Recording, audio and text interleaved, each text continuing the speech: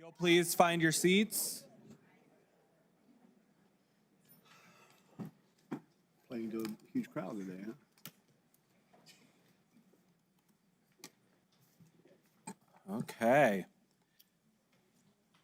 So today is Tuesday, April 22nd, and it is currently 9 a.m. and we are here at the Doña County BOCC chambers, and I'm gonna go ahead and call this meeting to order. First up, we do have an invocation from Prophet Moses Enon, I apologize, from Cross of God Church for All Nations. Sir?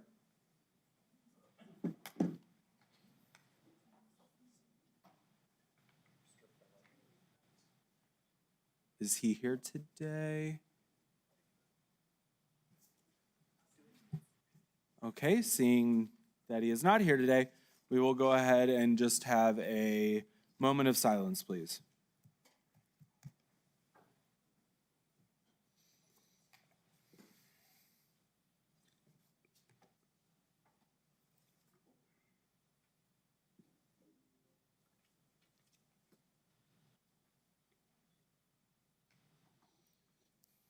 If you are able, if you will please stand and join me for the Pledge of Allegiance.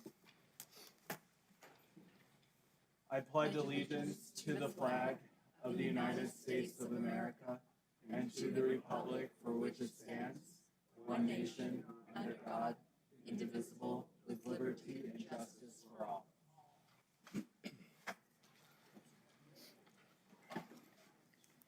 Okay, Brandy, if you will please roll call the commission for quorum. Commissioner Gameros. Present. Commissioner Reynolds. Here. Commissioner Sanchez. Present. Commissioner Chaparro. Present. Vice Chair Shaljo Hernandez. Here. We do have quorum this morning. Okay, the commission convenes as the Board of County Commissioners and the County Board of Finance in open session. Mr. Andrews. No changes to agenda, sir. Okay. Mr. Chairman, Yes, Commissioner Sanchez. I'd like to make a motion to remove agenda item number 16 from the agenda. Okay, so there is a motion to remove item number 16 from the agenda. Is there a second? I'll second it. Okay, we have a motion by Commissioner Sanchez, a second by Commissioner Reynolds to remove item number 16 from the agenda. Commissioners, is there any discussion today? Pardon? No, okay. Well- There's no yes, Vice Chair. I thought Commissioner Sanchez was gonna say something. I was gonna give him the floor first. Okay, Commissioner Sanchez. Thank you, Mr. Chairman and Vice Chair Chaparro. I think just plainly said, I know this is unorthodox when we look at proclamations, and I think given the fact that we can no longer vote on proclamations. I do have an issue with the county recognizing the National Day of Prayer. I think the people that want to congregate on public property, they should be allowed to, that is fine. But in terms of the county recognizing it, celebrating it, I don't agree with. I think that should be best left to the public to determine how they want to celebrate that. Thank Okay. you, Mr. Chairman. Thank you. Any other comment? Mr. Chairman, Vice Chair? thank you. Well, my thinking is National Day of Prayer is celebrated nationwide, and it's celebrated by a governor every year. And it's celebrated by many of us as we pray or as we give thanks in our own way to either a higher power or God, or however we choose to identify it. And for me, it's a very important thing. Our nation is divided at this time, and I am not particularly stating that county property should hold any celebration of anything, but just a general day of prayer, as we've done in the past for many years. It is important to not only myself, but many constituents had called me to state the same. We are a community of traditional, faithful people for the most part. I'm not saying everyone is, but to be able to express ourselves through a moment of silence or a moment of prayer, I think is important to this community. Thank you, Mr. Chair. Mr. Chairman, I did want to add just one item, which is simply, I know we've done this historically in the past.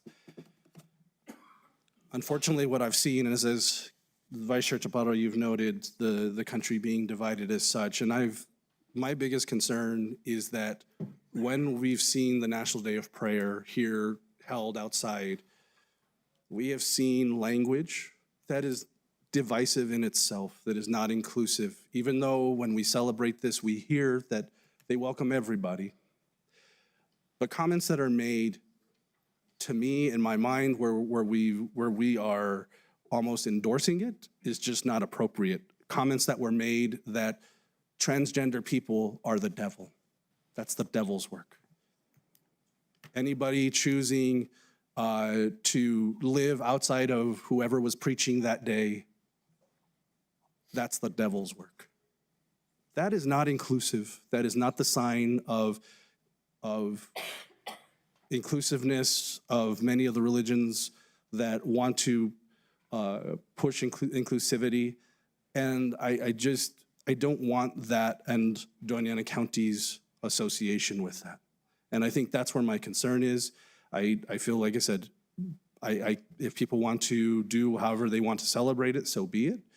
But I do not want our county's name associated with such hateful speech. So, thank you. Mr. Chairman. Thank you. Yes, Vice Chair. Thank you. And Commissioner Sanchez, I wholeheartedly agree with you on that. Those words that were said, I do not agree with them. I thought they were rather harsh. And it was hurtful to me in many instances.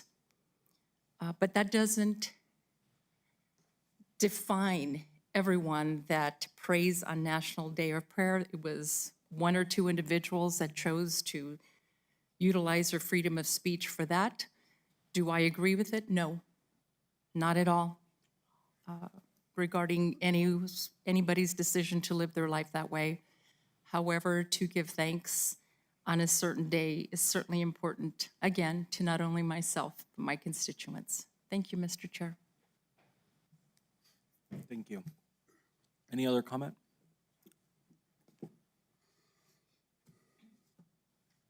Seeing none.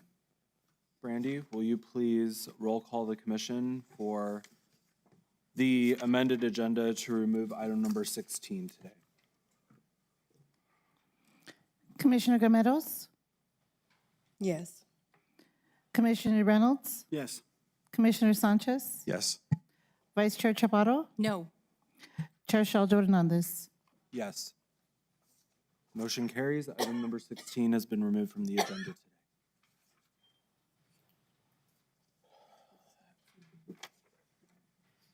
Any other changes to the agenda? Seeing none, we will move on to the approval of the consent agenda, where the Board of Commissioners will be asked to approve by one motion items number 1 through 11 on the consent agenda for reoccurring or routine business. Do I have a motion? I'll move approval of the consent agenda. I have a motion by Commissioner Sanchez. Gloria, did I hear a second? Yes, second. I have a second by Commissioner Gameros. Commissioners, any discussion on the consent agenda today? Seeing none, Brandy, will you roll call us on the consent agenda? Commissioner Gameros, Yes. Commissioner Reynolds, Yes. Commissioner Sanchez, Yes. Vice Chair Chaparro, Yes. Chair Shaljo Hernandez. Yes, motion carries. Consent agenda is approved. Brandy, if you'll get me those resolution numbers, please. We have one resolution today, for item number 4, resolution number 2025-50. Thank you, Brandy. Next, we do have the employee recognition portion of our agenda today, where the commission will recognize Doña County employees for their years of service to Doña County. And it will be read by, drumroll please, by our Assistant County Manager, Mr. Lopez.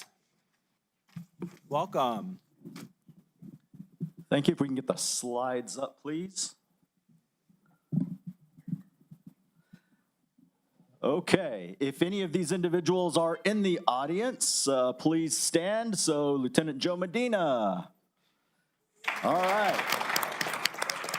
Recognizing Lieutenant Medina for 15 years with the Sheriff's Department. Thank you. Next slide. And from the detention center, Lieutenant Jaime Morales. Present? No. Also 15 years. And our third employee, also with 15 years, Sergeant Luis Ruiz. Not here. And Mr. Chair, those are our employees for this month. Wonderful. Thank you, Mr. Lopez, and congratulations, everyone, for your years of service to Doña County. Moving on, we do have 4 proclamations on the agenda today. First up is to proclaim April 20th through the 26th, 2025, as National Volunteer Week in Doña County. Mr. Andrews? Mr. Lopez is making his way back over. Oh. Thank you so much, Stephen. Wonderful. Mr. Lopez, take it away. Well, actually, somebody's got talking points up there. I can do that. Thank you. Commissioner Reynolds? Thank you, Mr. Chair. Thank you, Assistant County Manager. You know, National Volunteer Week is celebrated annually on the 3rd week of April, and it reminds us to recognize the impact volunteers have on the work county staff does for our community. National Volunteer Week was established in 1974 through an executive order by President Nixon. Since then, each year, we shine a light on the people and causes that inspire us to serve, recognizing and thanking the volunteers who lend their time, talent, and voice to make a difference in all of our communities. HHS alone works with 44 volunteers who make a difference through their active participation within their own neighborhoods, expanding and deepening the impact the county's work has. After this BOCC proclamation, volunteers are invited to join us in the Government Center employee break room for a reception with coffee and pastries. They will receive a certificate and a small gift courtesy of HHS Department. We welcome barbers Javier Lopez, Jamar Wilson, Marcus De Jesus, and Rolando Lopez, who became the newest volunteers in February volunteers, light a pathway to a stronger, more resilient community that unifies neighbors. We are wholeheartedly grateful to each and every one of you for your caring service and lasting dedication. To receive the proclamation, we welcome Francis Campbell, who, along with Terry King, has volunteered since 2015. They are our longest-serving volunteers with the Health and Human Services Department. Thank you very much. Okay, and Mr. Chair, if you will indulge us, I'd like to have Jamie Michael from our Health and Human Services come up. She's going to introduce the team. We're going to bring them up for a picture, and then I will read the proclamation. Good morning, everyone. Jamie Michael, County's Health and Human Services Department. I would like Claudia Matas to join me here, and also the individuals that you announced who are going to be accepting the proclamation on behalf of the team. So, Claudia, do you have Mrs. Campbell? Okay, perfect. Francis Is there anyone Campbell, else who's accepting the- Terry King.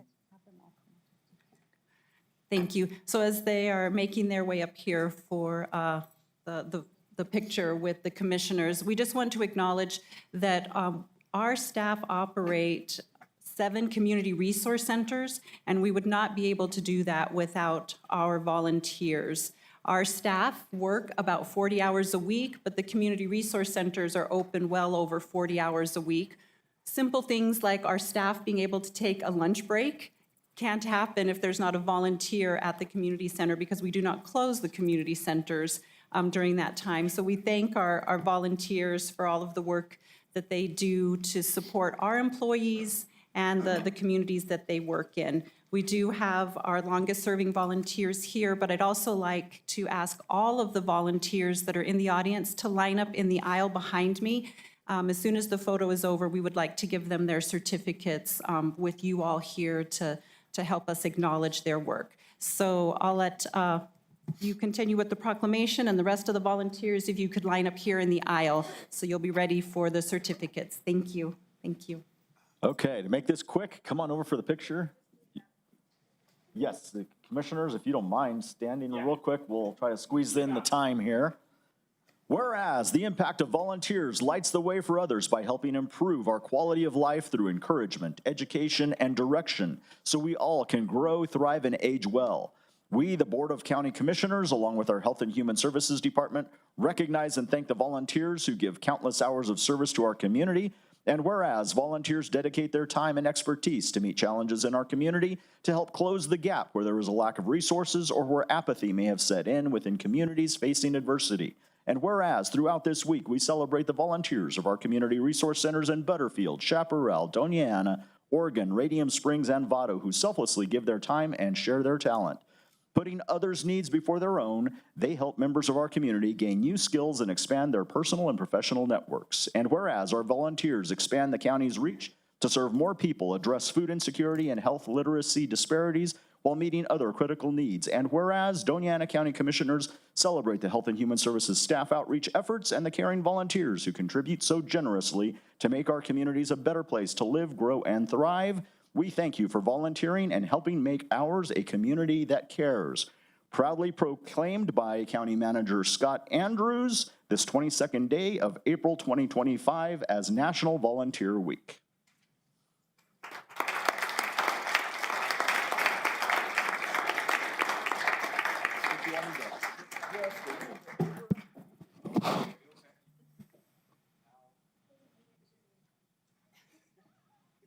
Scoot back just a little bit.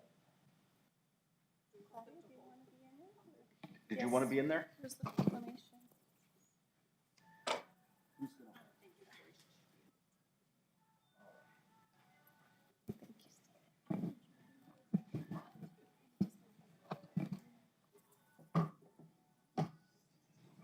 Commissioners, if you could come up just a little bit.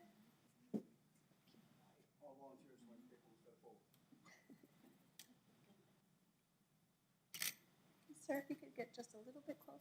There you go. Beautiful. Smile. Thank you. Okay, take away your certificate handouts. All right. Claudia is going to call out names and give certificates to our volunteers. Many of them, in order to be a volunteer, many of them have gone through the background check process with the county. They've attended orientation. So they've put a lot of their time and energy into becoming a volunteer with our department. So it's nice that once a year we're able to acknowledge their work. And also the volunteers wouldn't be able to be successful if it wasn't for the employees at the community center. So our outreach staff and our promotoras, we also need to thank them for the support and the relationships that they build with you all. So now I'll let Claudia call out names and have you all step up to receive your certificates. All right. First one is Ms. Frances Campbell. Oh, sorry. Right there? Okay. Ms. Frances Campbell. Okay. And Ms. Terry King.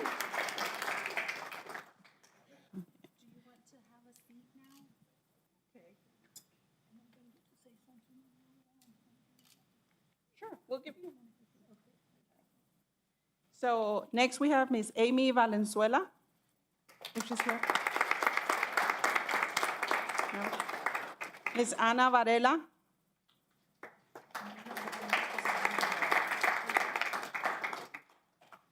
I know I saw her. Oh, there she comes.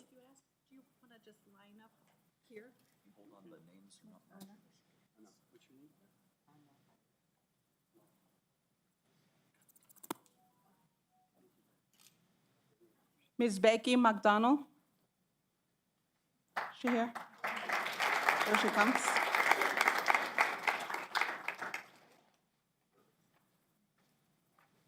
Thank you. Ms. Bonnie Wills.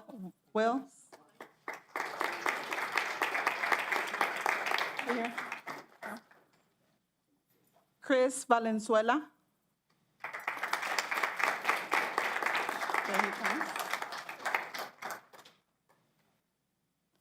Cruzita Garcia.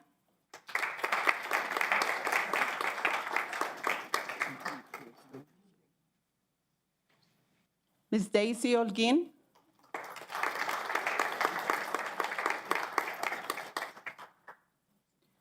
Daniela Atena.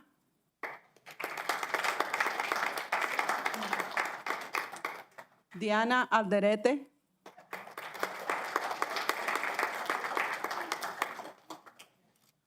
Dolores Dorado.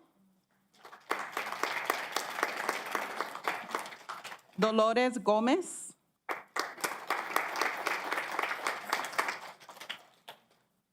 Donna Lee.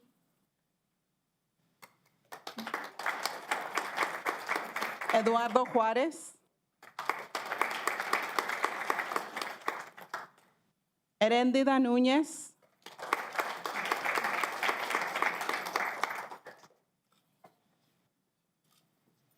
Irma Girón.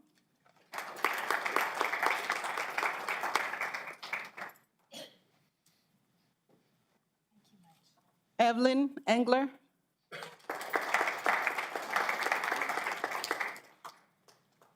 Jamar Wilson.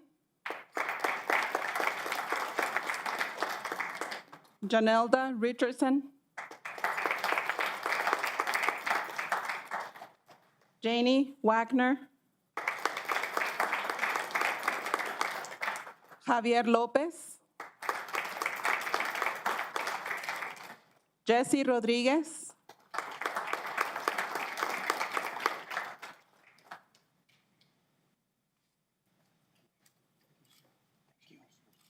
Johnny Sanchez. José Luis Barrera.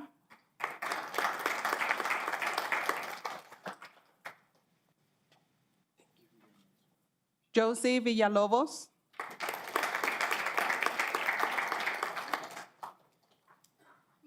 Carla Pineda. Lorena Aguirre.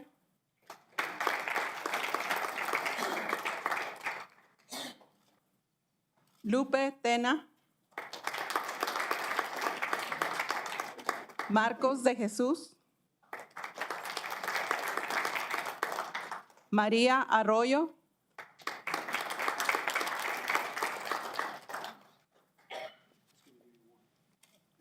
María Luna.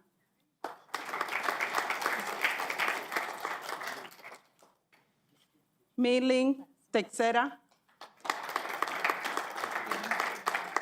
Nelly Saldívar.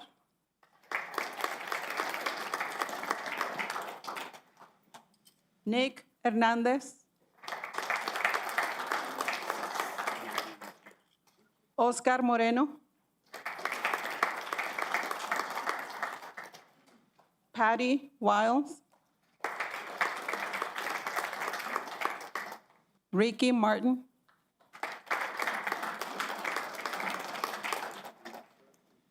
Rolando Lopez. Miss Sandra Graves. Thanks. Miss Terry King. I saw Miss Terry King. Where's Miss Terry? Well, Miss Terry King. Yadira de Uma. And Yolanda Garcia. Did we miss you? Oh, Estela Caro. Oh, we called. Sorry, I missed you. We have it. Yes. Okay. Thank you to all the volunteers. And Ms. Francis, would you like to say some words?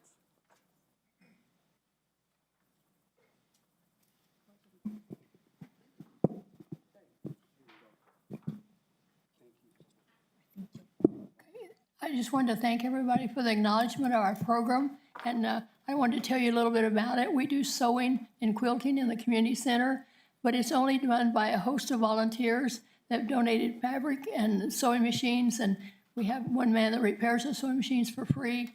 but a whole host of people are helping us. And it's sponsored by the Las Cruces Cocheros Quilt Guild, and I want to give them a big thanks. And our president is here today, Donna. So thank you so much for letting us use your building. So.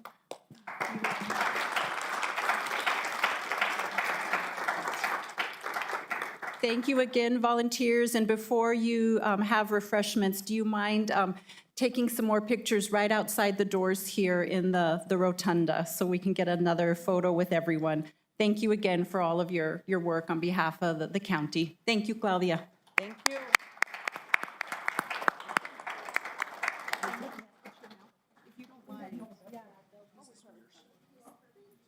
No. They're the ones. Okay.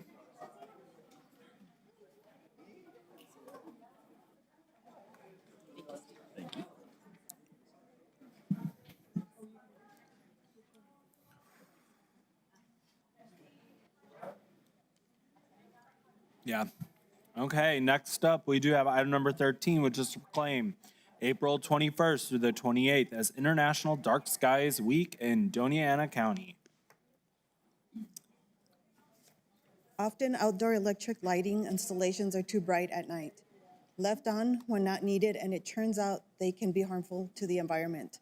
Doña County's Unified Code 350-405, public lighting requires public lighting in residential developments and states. Lighting within the county shall maintain the rural character of the region, in part by preserving the visibility of nighttime skies while providing for safety and security. Light pollution is a growing global issue that can negatively affect our environment and our quality of life. The International Dark Sky Association promotes making outdoor lighting useful, targeted, low light levels, controlled, and warm color. We encourage adopting these principles as thoughtfully designed and placed electric lighting is beautiful, healthy, and functional. Projects that incorporate these principles will save energy and money, reduce light pollution, and minimize wildlife disruption. To receive the proclamation, we are honored to welcome John Holtzman, Emeritus Professor of Astronomy at New Mexico State University and Chair of the State Council of New Mexico Dark Sky. Thank you. Come on up.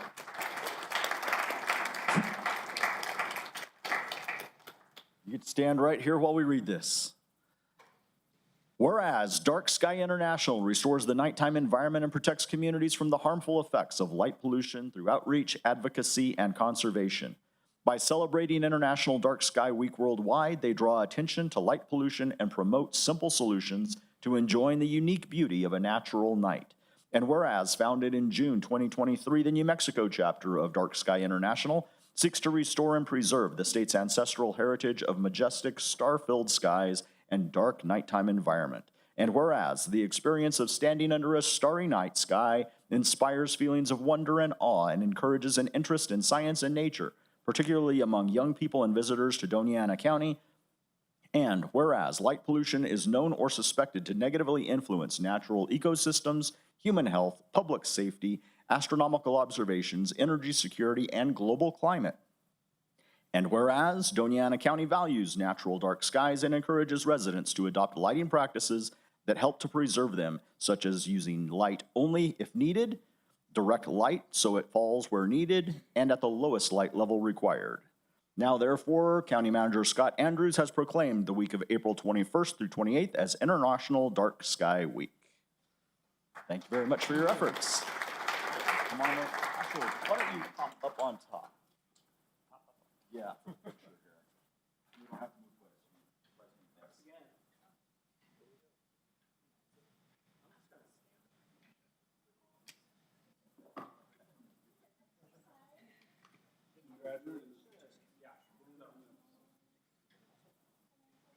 Of course you may.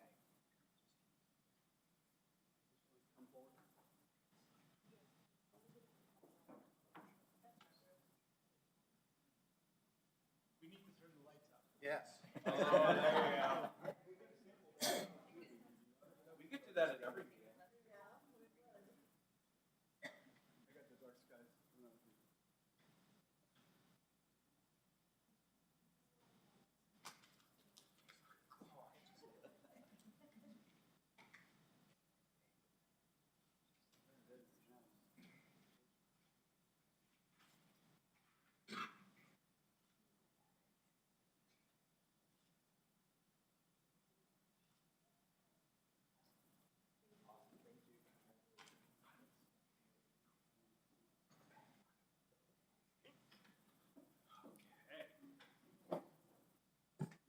Ready. Okay, next up, we have item number 14, which is to proclaim the month of May of 2025 as National Bike Month in Doña County. You ready? Go ahead. Thank you. May is National Bike Month, a time to celebrate the benefits of cycling and promote safety, wellness, and environmental awareness. Along with National Bike Month, Bike to School Week raises awareness about the need for safer routes and better infrastructure, so our kids and families can bike with confidence. Bicycling is known to have many benefits, like when the students bike to school, they arrive more alert, energized, and ready to learn, and tired. I put that tired in there. It also can help build lifelong habits around physical activity. Las Cruces Public Schools is also incorporating biking into its staff wellness program, showing that cycling is a community-wide effort. We encourage all residents, young and old, to dust off their bikes and hit the streets this May. Whether you're biking to school, work, or just around the neighborhood, your participation helps build a healthier, more connected community. Support New Mexico's Let's Keep making Doña County a safer and more bike-friendly place for everyone. We welcome Ashley Curry, Safe Routes to School Coordinator for Las Cruces Public Schools, to receive this proclamation. Come on up. You guys get to stand right here. Thank you. Good to see you all. Thank you so much. Oh, get where people can see you. Come on, not hiding behind me. There you go. Whereas National Bike Month, established in 1956 and celebrated each May, highlights the many benefits of bicycling and encourages more people to give biking a try. As a simple, affordable, and environmentally friendly mode of transportation, bicycling promotes physical health and reduces traffic congestion. And whereas Las Cruces Public Schools and its community partners promote National Bike Month in May with several events and initiatives aimed at encouraging biking among students, families, and the community at large.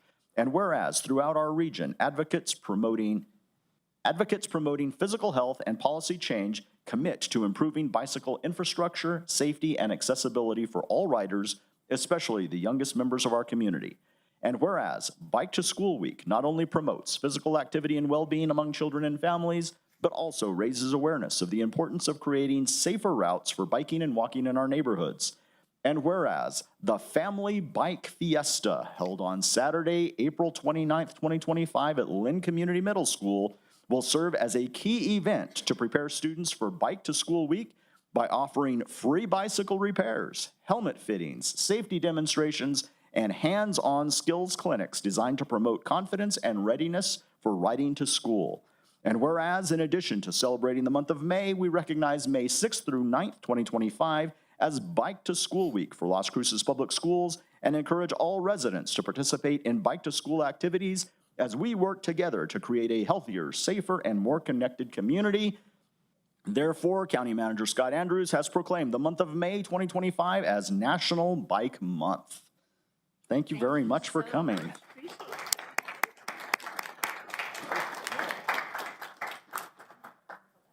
And there are flyers for anybody who wants to learn more. So if you guys want to come on up on top. Run around.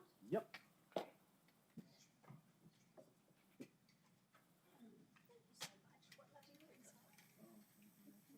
It's title and name.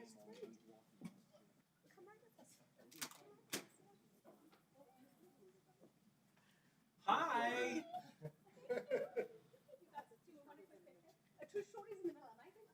Oh, hold on. Vice Chair's coming.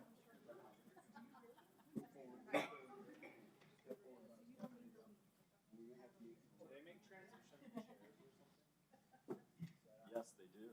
Do they really? They do. Stop. Stephen, don't lie to me. You're messing with my emotions. I know. We should always.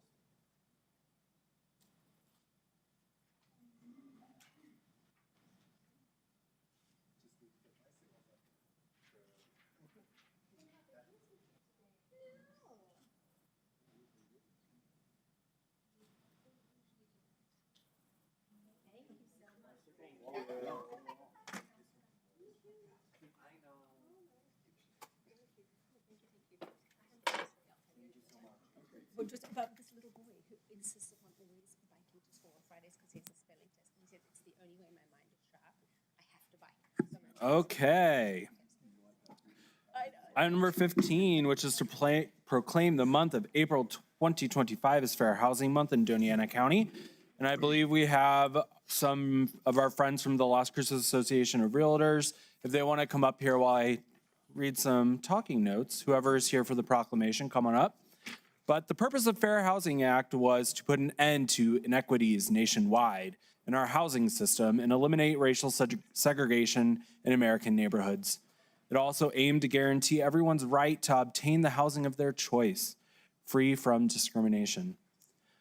The law prohibits discrimination in the sale, rental, and financing of housing and requires federal, state, and local governments to proactively dismantle any discriminatory practices that hold back people of color and other underserved populations from equitable access to the neighborhoods of their choice. The Las Cruces Association of Realtors celebrates Fair Housing Month by sharing resources, best practices, and offering courses to real estate professionals to ensure that diversification, equitable, and non-discriminatory practices are at the forefront, Mary, stop looking at me, forefront of their daily business activities. Doña County is an inclusive community committed to fair housing and promotes activities by private and public entities which provide and advocate for equal housing opportunities for all current and prospective residents. To receive the proclamation, we welcome Kevin. No. Where? Oh. He's here. Come on up. Kevin and I went to college together at MSU. A board member of the Las Cruces Association of Realtors. Stephen, take it away. Whereas the Fair Housing Act enacted in April 11th, 1968, enshrined into federal law the goal of eliminating racial segregation and housing discrimination in the U.S. based on race, color, religion, sex, familial status, national origin, and disability. It also commits recipients of federal funding to affirmatively further fair housing in their communities. And whereas more than 50 years after its passage, discrimination persists and many communities remain segregated. Acts of housing discrimination and barriers to equal housing opportunities are unacceptable to our common sense of decency and fairness. And whereas the Las Cruces Association of Realtors is a leading voice in advocating for equitable housing opportunities and hosts training for its members and affiliates. The association shares resources, best practices, and information with real estate professionals year-round to ensure that diversification, equitable, and non-discriminatory practices are known, and whereas the Las Cruces Association of Realtors is committed to fair housing through policy advocacy, innovative programming, and legal guidance, as both realtors and consumers depend on strong, fair housing laws and practices for our communities and economy to thrive. Discrimination distorts the housing market and closes the door on the American dream of homeownership. And whereas we urge all residents to learn about, advocate for, and promote fair housing practices for everyone, now therefore, County Manager Scott Andrews has proclaimed the 22nd day of April 2025 Fair Housing Month for April. Thank you all very much.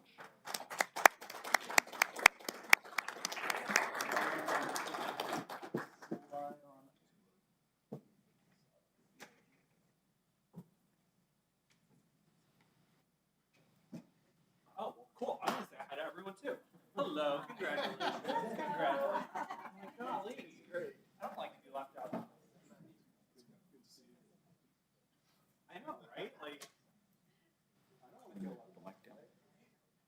Maybe, yes, thank you. So if I could have you in the center, yes. All right. I could get you a little bit closer. There you go.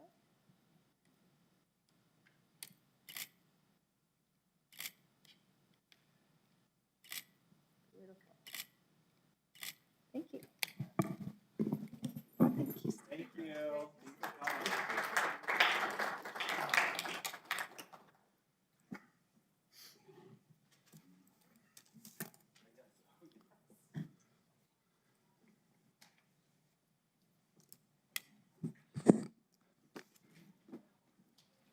Okay.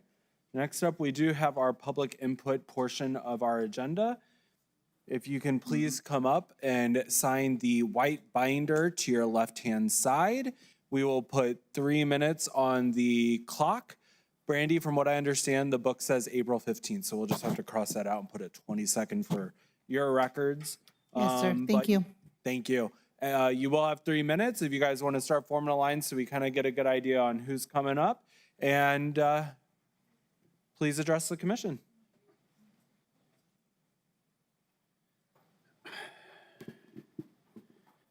Commission and Chair, my name is Jim Wilcox, and I am signed in.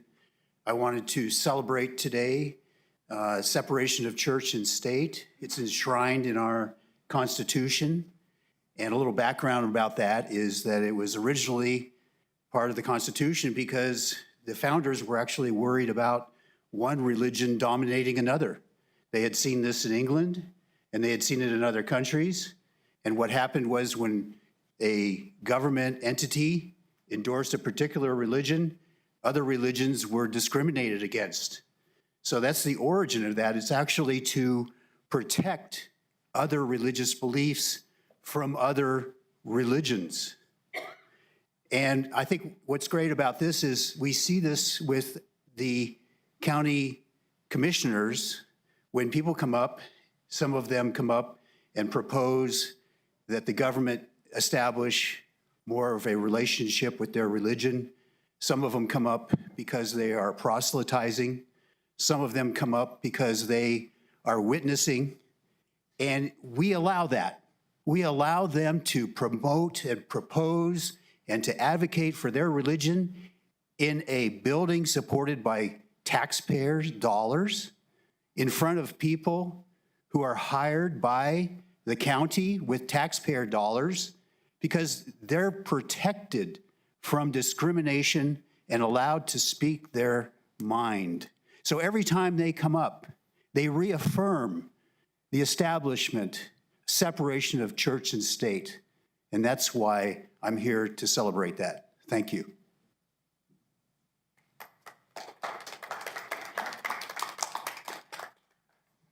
Good morning, Commissioners. I'm George Pearson. I was happy to be part of accepting the Bike Month proclamation, and it was appropriate that on today's consent agenda, you accepted the Safe Streets and Roads for All action plan. That was done through a Safe Streets for All grant awarded by the federal government. There is another opportunity to now apply for an implementation of the items in the action plan. So the Safe Streets for All grant deadline is coming up rather quickly on June 26th. So hopefully the county is aware of that and will make a grant application and select one of the projects identified in the action plan. I noticed the list of items in the action plan start with Doña Road. And at the MPO's Bicycle Pedestrian Facilities Advisory Committee, there was input that Doña Road needs improvement. So maybe a grant application that implements the recommendations and also looks at improving bicycle facilities along Doña Road. When we were doing trips from Picacho Middle School out to Leesburg State Park with a group of middle school students, we have to use that part of the road. So any improvements to improve safety there would be greatly appreciated, as well as any other projects throughout the county that the Safe Streets for All grants could help with. Thank you.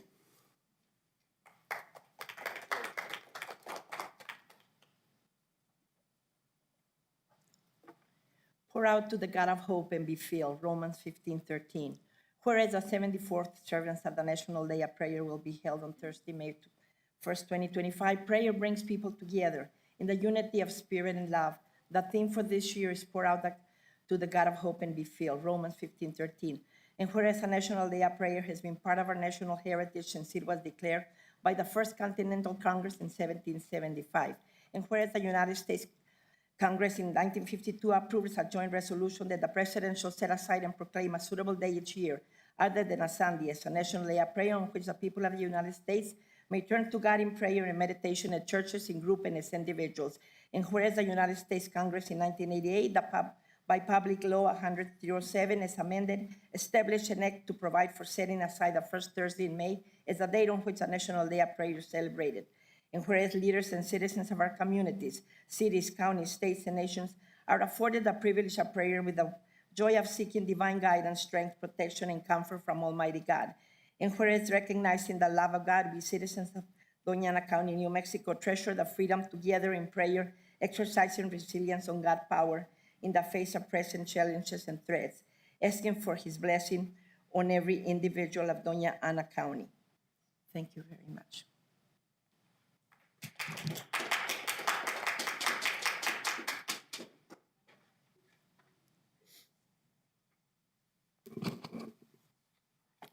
Good morning, Commissioners, Chair. National Day of Prayer. You just heard some of the history about that. It's been around for quite some time. This is 74th year for that continuously.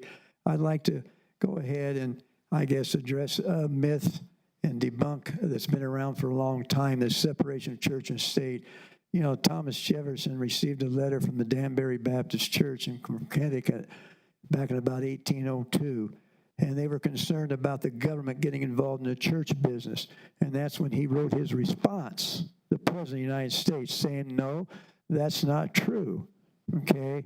The church has every right to get involved in government business. It's not the other way around. This has all been flipped upside down. So that's where that came from. But anyway, I'm not going to belabor the point. We all have our own religion. It's pretty obvious. I think, Chair, you said some time ago that there's over 4,000. You did the research, to your credit. There's over 4,000 religions in the world. We're only concerned about one religion. As a Christian, I'm concerned about the religion that started way back with Abraham, Isaac, Jacob, and Joseph. It's very clear. We just got through observing the most critical, probably, event in our Christian faith. It's not religion, folks. It's about our faith. What do you believe in? What are the precepts that keep you going? You all make decisions up here, very critical ones, and I applaud you for that you do. But what do you use to evaluate those decisions? What is your foundation?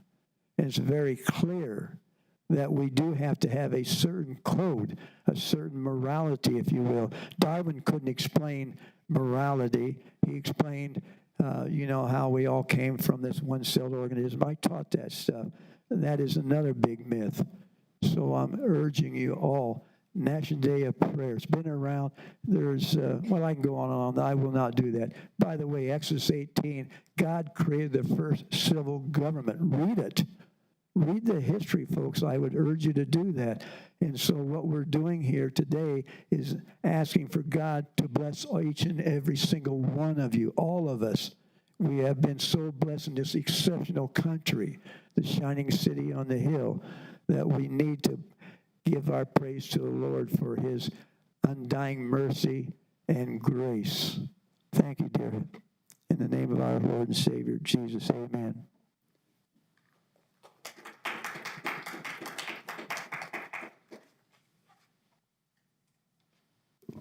Good morning, everyone. My name is Elia Pettit, and I am signed in. I was here last year at this time, and I will always be where the Lord wants me to be. This county, these commissioners are responsible for a moral compass and to help everybody from the poor to the bike rider to the lights to everything. But with this, it's important to understand God is in the middle of this. The National Day of Prayer Task Force is a Christian organization that has its mission to mobilize public prayer. It originated in 1952 through the efforts of Mr. Conrad Hilton, who was the founder of the Hilton Hotels, and a Republican Senator, Frank Carlson of Kansas, through whose efforts and bill was passed that stated, "The president shall set aside and proclaim a suitable day other than Sunday as a national day of prayer, on which the people of the United States may turn to God in prayer and meditation at church, in groups, and individual public spaces." By 1988, it became public law 100-307 that designated for it to be observed on the first Thursday of May every year. Furthermore, it requires the United States to issue a supported proclamation, which he has. Therefore, each of us as individuals can participate in our local effort by attending, supporting the various activities offered. So on the National Day of Prayer, we will have a night of prayer, worship at Young Park. At 6:30, we will have a sunrise service at the Veterans Memorial Park roadway. 7 o'clock, Thursday, May 1st, prayer breakfast at the Home Builders Association at 2825 North Main. 10 o'clock, the Thursday, May 1st, worship music and prayer on the north side of Doña County Government Center at 845 North Motel Boulevard. 12 noon, Thursday, May 1st, there will be at the Plaza, prayer for National Day of Prayer. I'm running out of time here. Anyway, there will be a sunset, and at 6 p.m. In Chaparral, New Mexico, there will be music, prayer at the Dolores Wright Community Center. I hope to see you all there. God bless you. You are the moral compass. You're the one that does the right thing. Thank you.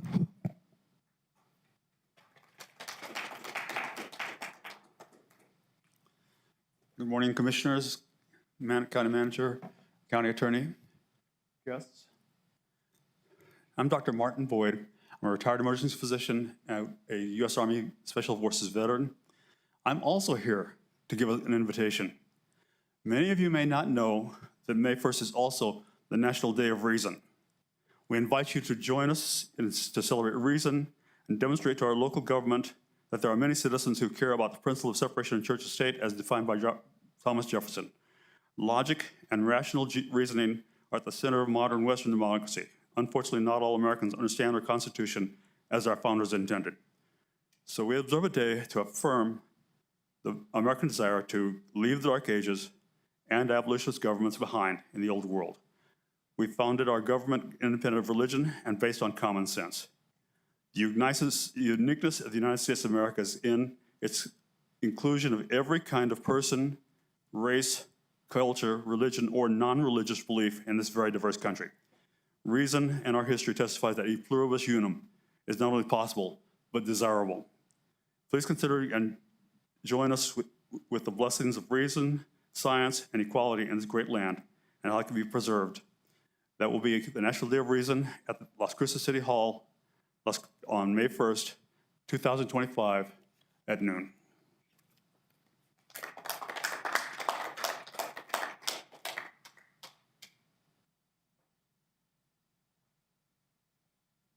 Good morning, Commissioners. I'm Pastor Jim Pettit. Some of you know me really well. Jesus would say, "I am the way, the truth, and the life. No one comes to the Father but by me."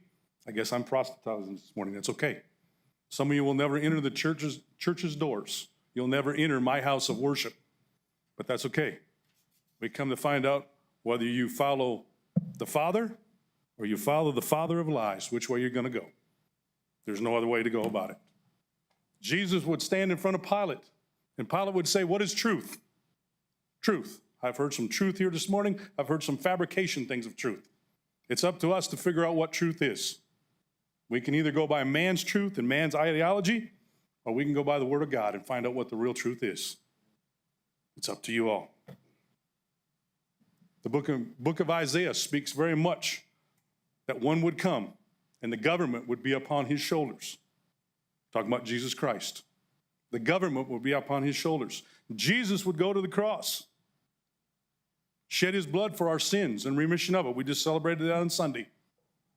Rise from the grave. And then he would turn around and give us the keys to the government and say, what are you going to do with it, guys? But I'm here to help you if you want to run it my way. Or you can run it your way. You have a free will choice. So you choose today who you will follow. You'll either follow me in my house, and I'm talking about Jesus in his house, or you will follow the devil in his. Which way do you want to go? You choose today who you follow. Thank you.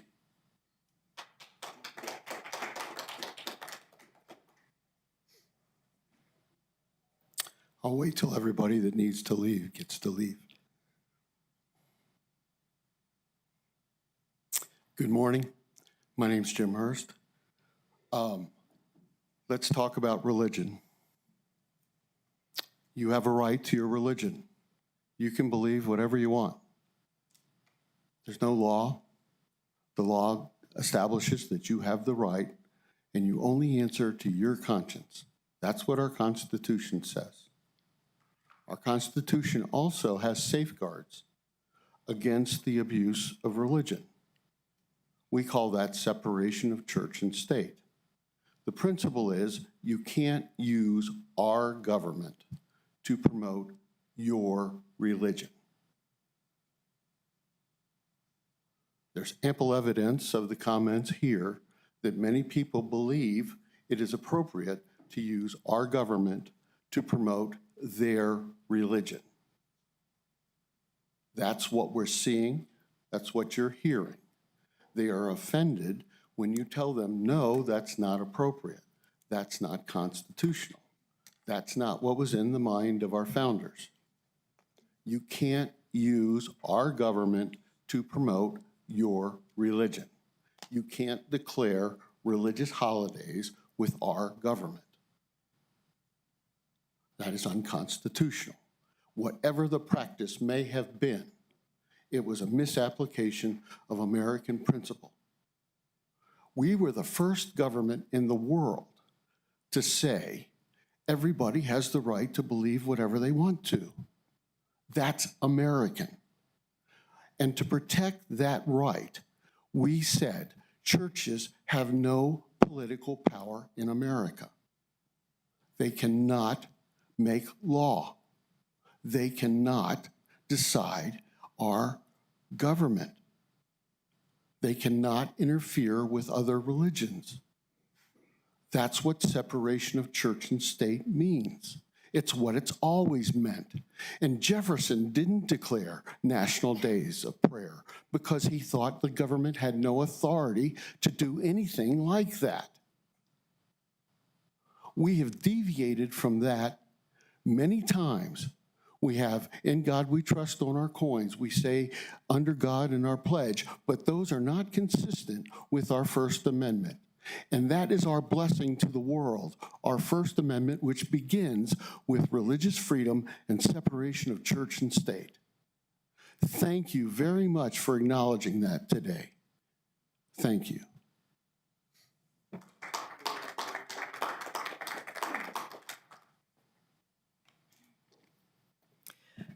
Good morning, Chair, County Commissioners.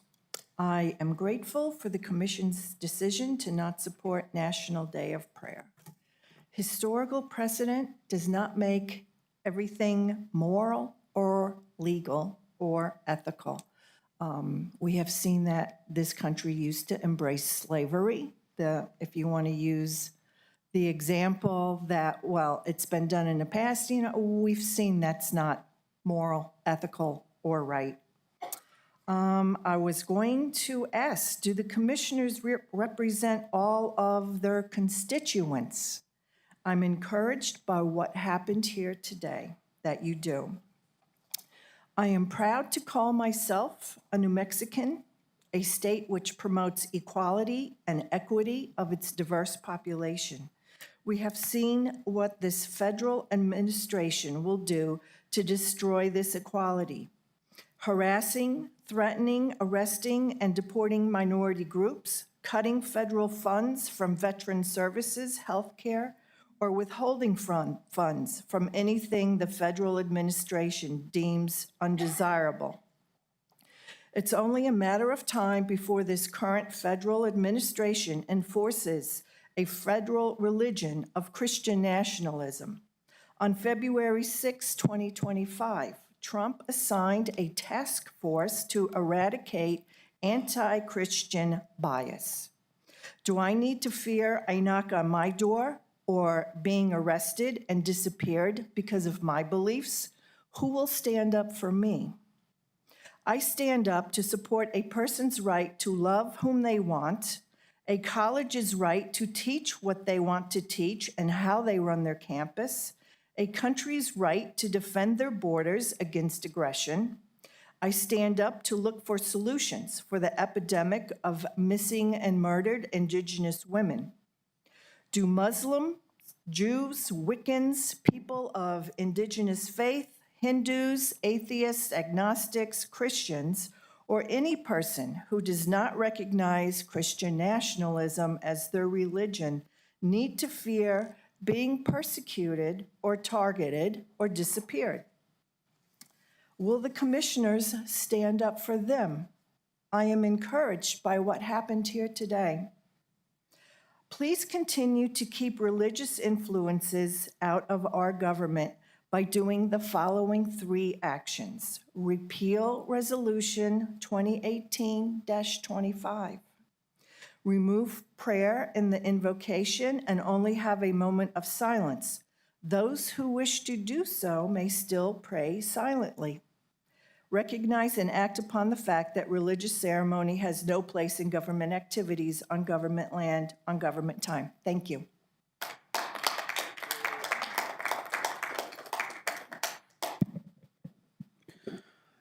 Good morning, Commissioners. My name is Eric Montgomery. I'm the Director of Economic Development for El Paso Electric. I wanted to come up and make some comments today and wish you all a happy Earth Day on behalf of El Paso Electric. I also wanted to take the opportunity, because it's on the agenda and you're talking about state incentives, to congratulate this commission and Doña County for its partnership relative to the investments in solar and battery fields that are throughout Doña County as we look forward to celebrating Earth Day alongside you. Those investments have been critical in moving our community forward in a carbon-free environment, and I think demonstrates well this commission's interests, and just wanted to applaud your participation in that. Also wanted to recognize that the commission's work in economic development, understanding that in a couple weeks, IEDC, the International Economic Development Council, will be celebrating Economic Development Week, and certainly wanted to make sure that the county and its participation in all it's been doing to advance economic development were recognized for that. So thank you very much, and look forward to talking with you more.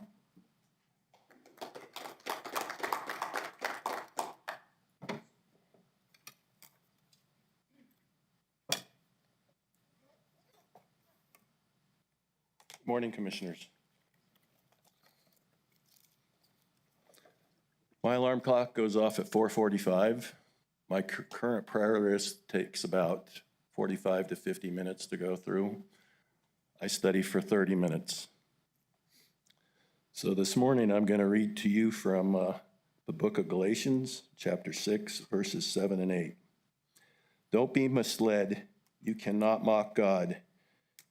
You will always harvest what you plant.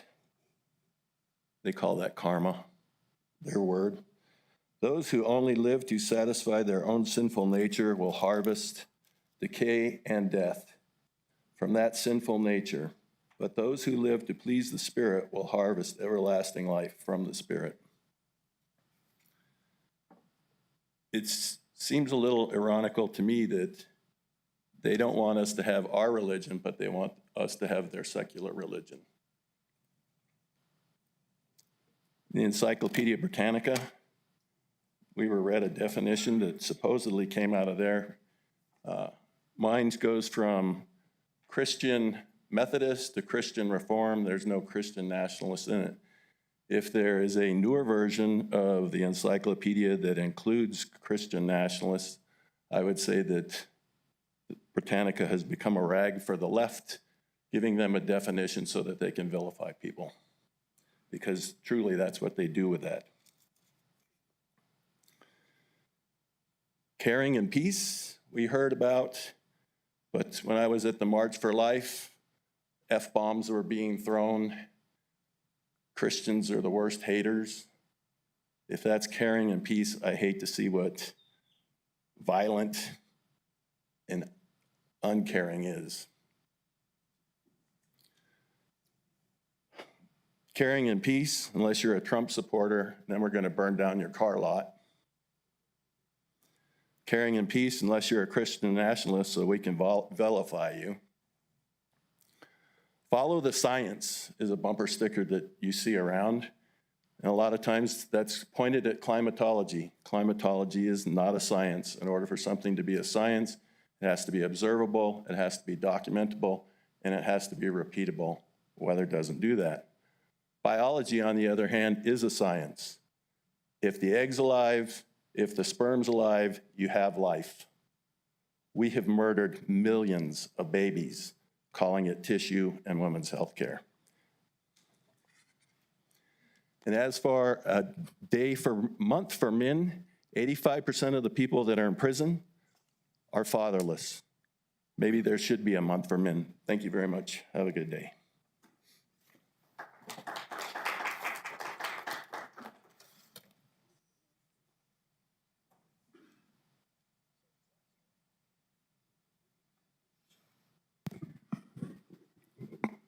Good morning, County Commissioners. My name is Michael Simmons.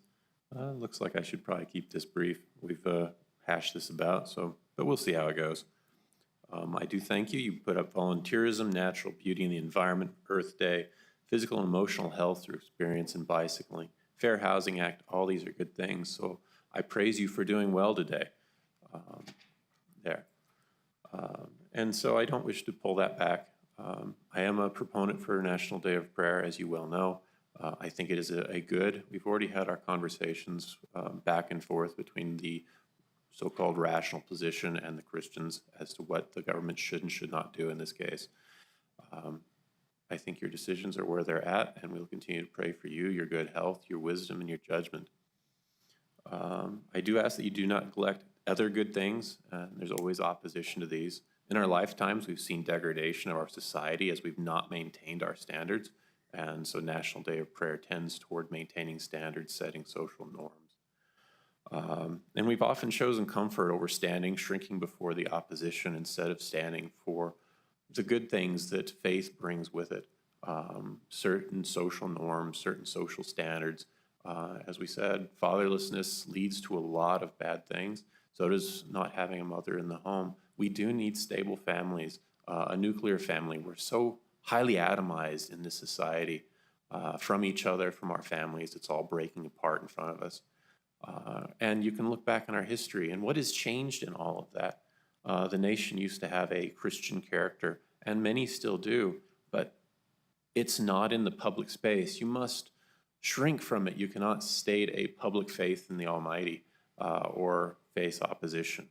And many just don't want to fight, and so they've shrunk from it. And I understand that because many times I do not wish to be here, and yet I wish there were better speakers because I know I fail. And some of the other things, so we look at science, rational mind, look at before and now and see that it's failed. Reason, if you go through reason, it demands the existence of a God, or else where did things become from? What is the origin of life? All these questions don't actually get answered by science, which is just a process. We've spoken about democracy, and we have all these things. But the majority in the United States is a Christian nation, and yet the Christians are the ones not allowed to do it. But we can talk about all the other secular things and do these, and so it's there. We say that creationism is bad, but evolution is good. And yet you look at mankind, and he's evolved at every place he goes. He develops a faith, or religion, or a place. Did evolution fail? Is that is that just a mistake in how that goes? And so all these things point to the existence of God and a higher power. And I will stop my ramblings there. I thank you for your time. God bless you all.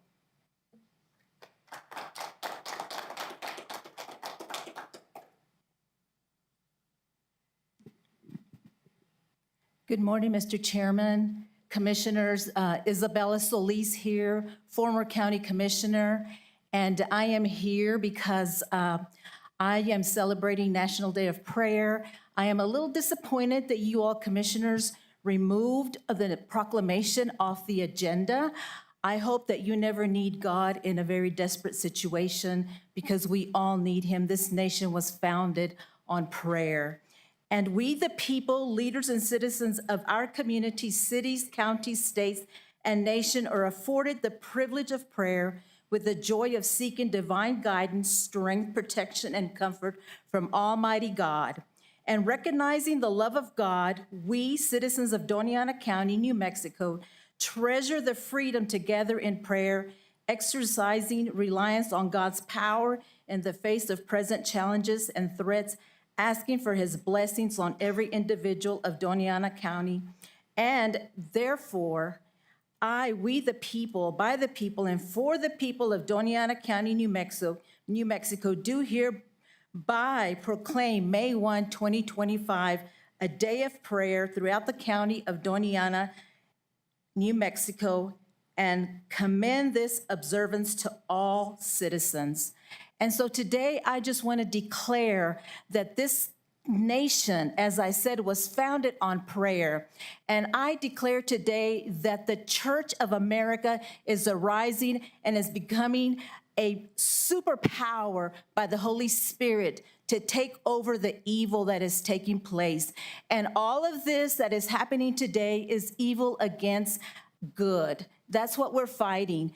And so it is a system of religion that is trying to take out prayer. And today I will not receive that. What I receive is that the Holy Spirit wants to make a change in our lives and in the change in the commissioners. And commissioners, I ask that you take a moment to realize that one day you will need God in your life.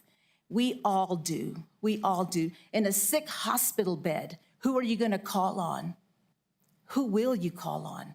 There's but one God, and his name is Jesus Christ. God bless you all, and happy National Day of Prayer to Doña County. Thank you, and God bless y'all.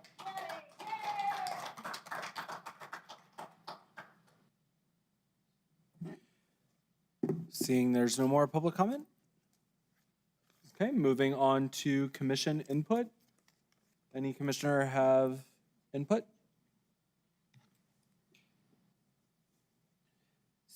Seeing none, we will move on to county elected officials input.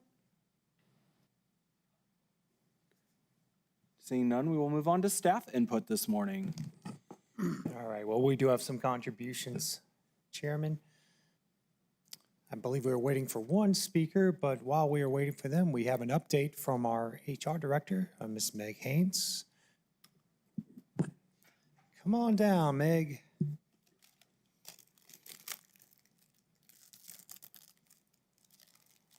Good morning, Chair. Good morning. Sheljo Hernandez and Commissioners. I'm here to present to everyone the awards for March for employees. First of all, I'd like to take a moment to thank everyone that participated and was nominated by their fellow employees for Employee of the Month and for the Special Recognition Award. We had a wonderful participation, and the following people were all nominated, and then I'll go over who was awarded. So for nominations, we received, they were for Joy Chavez with the OEM Department, Jonathan Davis with Community Development, Marissa Stowe with the Clerk's Office, Eric Alvidrez with the County Manager's Office, Blanca Baca with Detention Center, Bianca Baca with Detention Center, Rachel Barrera with HHS, Brandy Delgado with the Clerk's Office, Kyan Sherman with the Clerk's Office, Cindy Beakley in Engineering, Diana Marcus with Detention Center, Maria Rascon with Utilities, Jacob Slaughter with the Clerk's Office, and Husheng Solsho, sorry, Husheng, with DASO. So those were all our nominees, so thank you so much to everyone, and thank you all for doing such a wonderful job. The following people were our awardees, so as I call their names, if they could come up and stand with Christina for their certificate. Okay, the first one I would like to announce is Eric Alvidres. He was selected as Employee of the Month for internal service.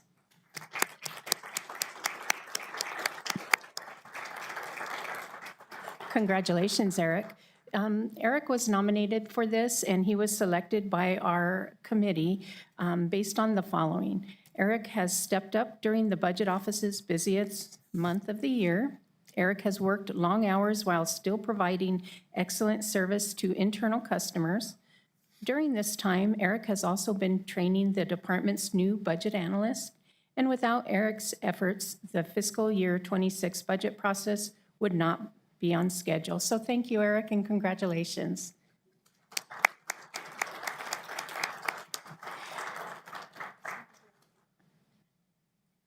Our next award winner was, or is, Marissa Stowe, and she is Employee of the Month for external service. So Marissa, come on up.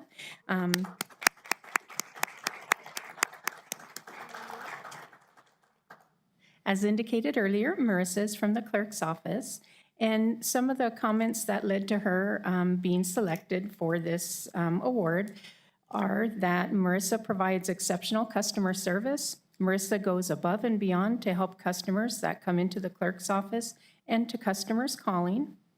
Marissa has a great spirit and attitude and is a great asset to the clerk's office and to Doña County. So thank you for all your hard work and your performance, and congratulations, Marissa.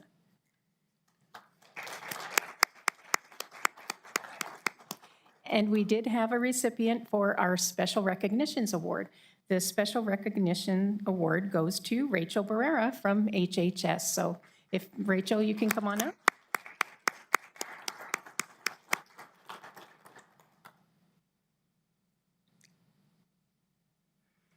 Rachel was among, Rachel was nominated and awarded the Special Recognition Award based on the following.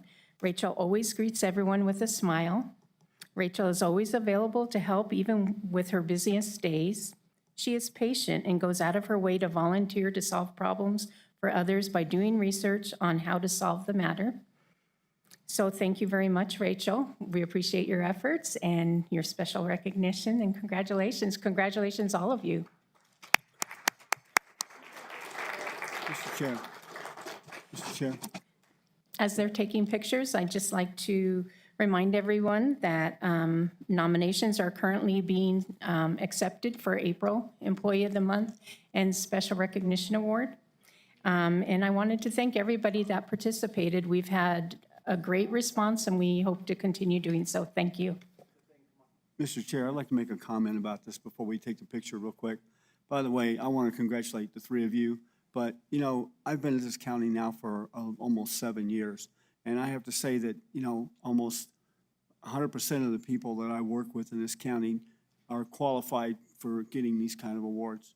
And I think, and I want to say thank you to this team that we have here at the county. I've been so impressed in my position watching the way you guys treat people, the way you work with the community, and I feel honored to be part of your team.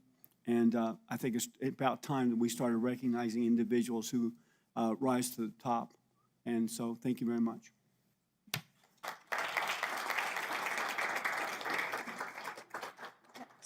No, you stay. Perfect. Perfect. If you'll hold your frame up, there you go. And you too, Rachel. There you go.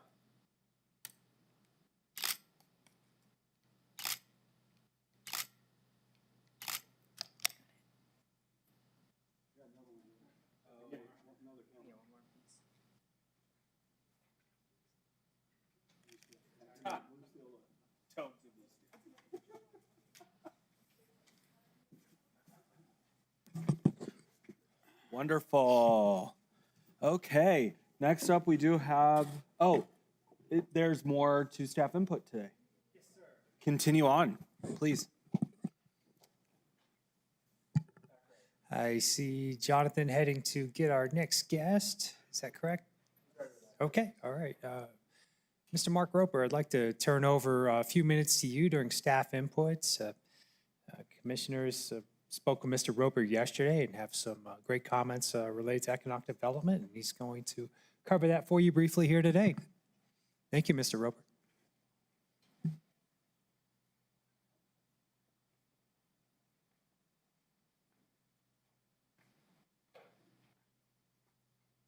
Good morning, everybody. How's everybody? Yeah, it's my pleasure to make the trip down south and come to Las Cruces. You know, besides being the second largest community in New Mexico, it really is a key to be in Las Cruces and Doña County. It's going to be the future of economic development in New Mexico as we look at Doña County, the impacts that you are going to have on the border, the impacts that you're going to have as you continue to grow with the education of your partners at New Mexico State University and Doña Community College. So you are a key component to the growth of New Mexico. And I always look forward to coming down here. Cruz is one of my favorite places. You know, I will say that they did tear down the dorms at New Mexico State University after I left. So please don't hold that against me. I believe I have a presentation that I want to go through today. And this is really just a small component of what economic development is. But I wanted to talk about two very important tools that we do have in our toolbox and how they work and how they're impacted. If we can go ahead and advance to the next slide. The two tools I'm talking about are IRBs, and later I'll talk about a fairly new tool that we have in our toolbox. It's called Gross Receipts Tax Share component of LEDA. But I'm going to start out with what is an IRB? And how many people, when they hear a press release or an announcement, say, geez, we're $600 million IRB to this company. And, you know, and the first reaction is what? We're giving away the farm. We are. We're giving away the farm. My gosh, we're giving away $600 million. Well, that's not how it works. And I'd really like everybody to kind of understand exactly how an industrial revenue bond works. So it is a conduit bond. It is issued by this body or by any other local government entity, a city or a county. And the question is, how are these bonds rated? And they're rated on the financial capabilities of whoever's doing this project, the company. And why is that? Why the county's issuing? You know, why is it rated on the company? And it's because the county or the city is not taking on any financial responsibility for these bonds, zero. They are not pledging any government revenue, and they are taking on no liability if the bonds do go into default. The county's bond rating won't be affected, the city's bond rating if it's a city. And again, there's no revenue pledge. It's just a conduit bond. And so you say, well, then what's the benefit of an IRB? If the county's not backing it, the city's not backing it. And it's wholly and solely the exemption of gross receipts tax and/or compensating tax on equipment purchases, and the 100% exemption of property tax. We can go ahead and go to the next slide. So that exemption, and here's how it works. A typical IRB, the local government, the county, Doña County issues an IRB. And upon the closing of these bonds, all activity, the real estate, the buildings, the equipment purchased, become the county's in name only. In name only. And why is that important? Because we don't impose property tax on government, on real and personal property. So in other words, the entire property becomes 100% tax exempt. Now, the next step is then the county usually leases the entirety of the project back to the community for a fee. We generally call it a pilot payment, payment in lieu of taxes. It's really technically a lease as far as a legal interpretation. And it's a lease for the same amount of the period of the bonds, 30 years typically. They lease everything back to the company so that they can operate their business. And then at the conclusion of the 30 years, the company gets to buy it back for $1, and the property goes onto the tax rolls, and you start collecting full property tax. That's how it works. That's how the benefit is. We can go to the next slide. So what does this really mean? And I think here's really the important part when we start, what are we giving away? I took an example of a project in Santa Teresa that it was going to invest $400 million in real estate and construction of a building, and $200 million in FF&E, that's furniture, fixture, and equipments that they're going to put on that. They're going to acquire 200 acres to build this facility. That current 200 acres in southern Doña County, and I'm basing this on the fact that that property was valued at $4,000 an acre. That's pretty accurate for a partially improved acreage in southern Doña County in an unincorporated area. Completely unimproved acreage down there goes for about $100 an acre on a valuation basis. But I did base this on partially improved property. In that partially improved property, your current revenues from that property for the Gadsden schools, for Doña County, or higher ed and the hospital percentage, and then there's some water districts and some other things in there, along with a very small portion that goes to state debt service. But all total, everybody gets $9,778 out of that property right now. If we can go to the next slide. So if you issued an IRB on this project, and again, you're going to have a pilot payment or a lease payment, and these are examples of what a 75% abatement of that property tax would be. 80%, 85%, 90, and 95%. So I'm going to focus on the nicest and the biggest one from the company's perspective. If you gave this company a 95% abatement of property tax on their improvements, on an annual basis, those taxing entities would receive $265,709. You can see that big red number down on the bottom. There's a slight difference in what you're currently collecting and what you would be collecting in a pilot payment. Let that sink in. We're not giving away anything. We're actually improving the income to Doña County and to the other taxing entities by issuing these IRBs and drawing this project to New Mexico. We can go ahead and go to the next slide. So again, those annual totals broken out. Again, I'll focus on the last one. That's where I focus. It's still a $255,000 a year improvement. And if you and the company came to an agreement that it was a 75% abatement, it's an even better picture for the county.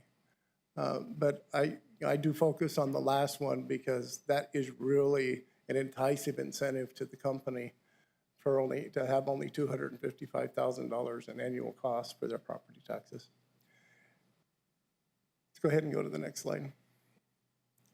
So if you look at this over 30 years, the typical issue of an IRB, 30 years on the real estate, and I'm using a 10-year depreciation schedule for the furniture, fixture, and equipment. And you can see the 30-year totals. Even if we focus on that most generous one to the company, it's still $7.6 million additional dollars into the coffers. That's direct revenue improvement by inducing this incentive. So I know the headlines are going to say $600 million in IRBs plus a few other things, but what you're really doing is putting $7.6 million into the county's pocket. So, I mean, this is how it works. And I know what the headlines are going to say, but this is really how it works. It's actually a tax and economic improvement to the county's coffers. I'm not even going to talk to you about the benefits you're going to get from the jobs that come out of that, the construction that comes out of that, and all of those other factors. We're just talking about just direct property tax that you're going to gain from this project. I'm going to transition because I know you guys are busy, and we're going to talk quickly about the gross receipts tax share. Go ahead, next slide. LEDA gross receipts tax share is a fairly new addition to the Local Economic Development Act, which is what LEDA stands for. It allows for projects that exceed $350 million in construction for the taxing authorities to share their gross receipts back to the company that's doing the construction. And only general funds are impacted, meaning that only the portion of gross receipts tax that goes directly to your general fund can be shared back, and you're only sharing 50% of those funds. So you're still getting a 50% share of those funds back into your coffers. And again, this is a project that wouldn't be here. And these are taxes that wouldn't be here unless that project was here. And we'll go through how that works. Let's go ahead and go to the next slide. And as you can see, the administration has copies of this, and happy to share it with the entire commission or anybody else that's listening there. More than happy to look at this presentation in a deeper dive if they want. So again, I'm using the same example of a $400 million project in construction costs in a southern Doña County area. So we're talking about just, it's unincorporated, so we're just talking about the taxing entities of just being the state of New Mexico and Doña County. Currently, those tax rates are as stated there, 4.875 for the state, 1.6225 for the county. Under the gross receipts tax share component, the state would share 50% of that 4.875 because that entirety does go to our general fund. So you can see that 50% share of 2.4375. And then the county would have 3/8, of their 1.665 that they would be sharing, because the rest of that increment, almost 1.3%, goes to that special identified projects such as environment or water or those types of things. And so as the statute reads, we only share the revenues that go into the general fund. So that's why the county's portion is out of the 3/8 that go into the general fund.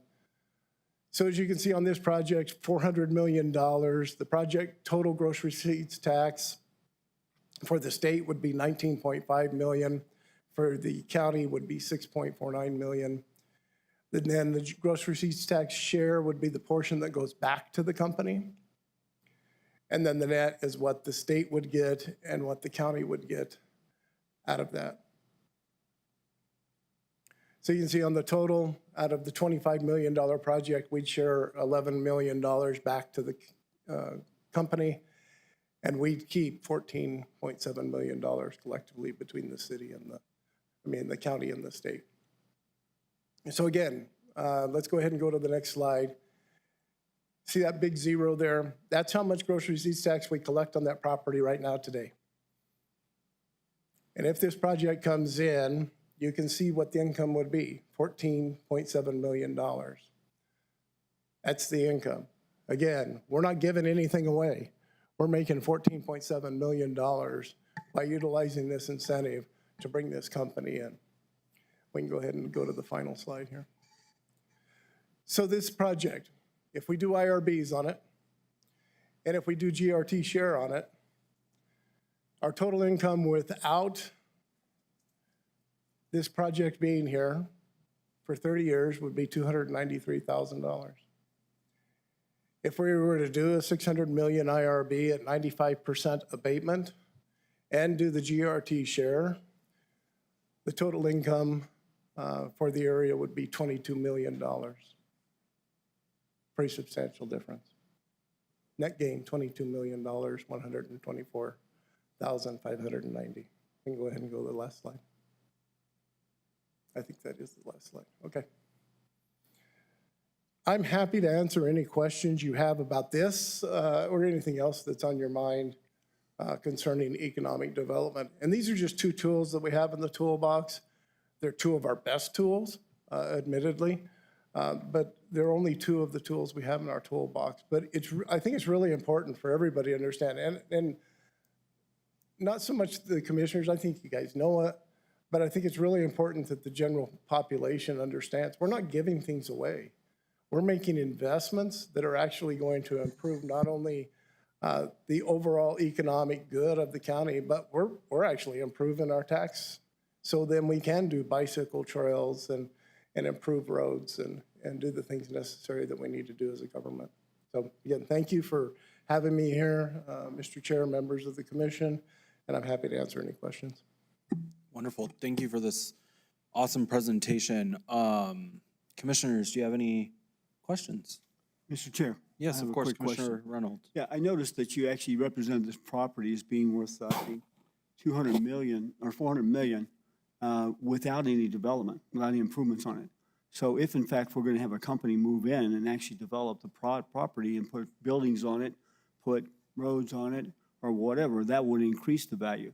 Am I correct? No, Mr. Chair, members of the commission, Representative or Commissioner Reynolds.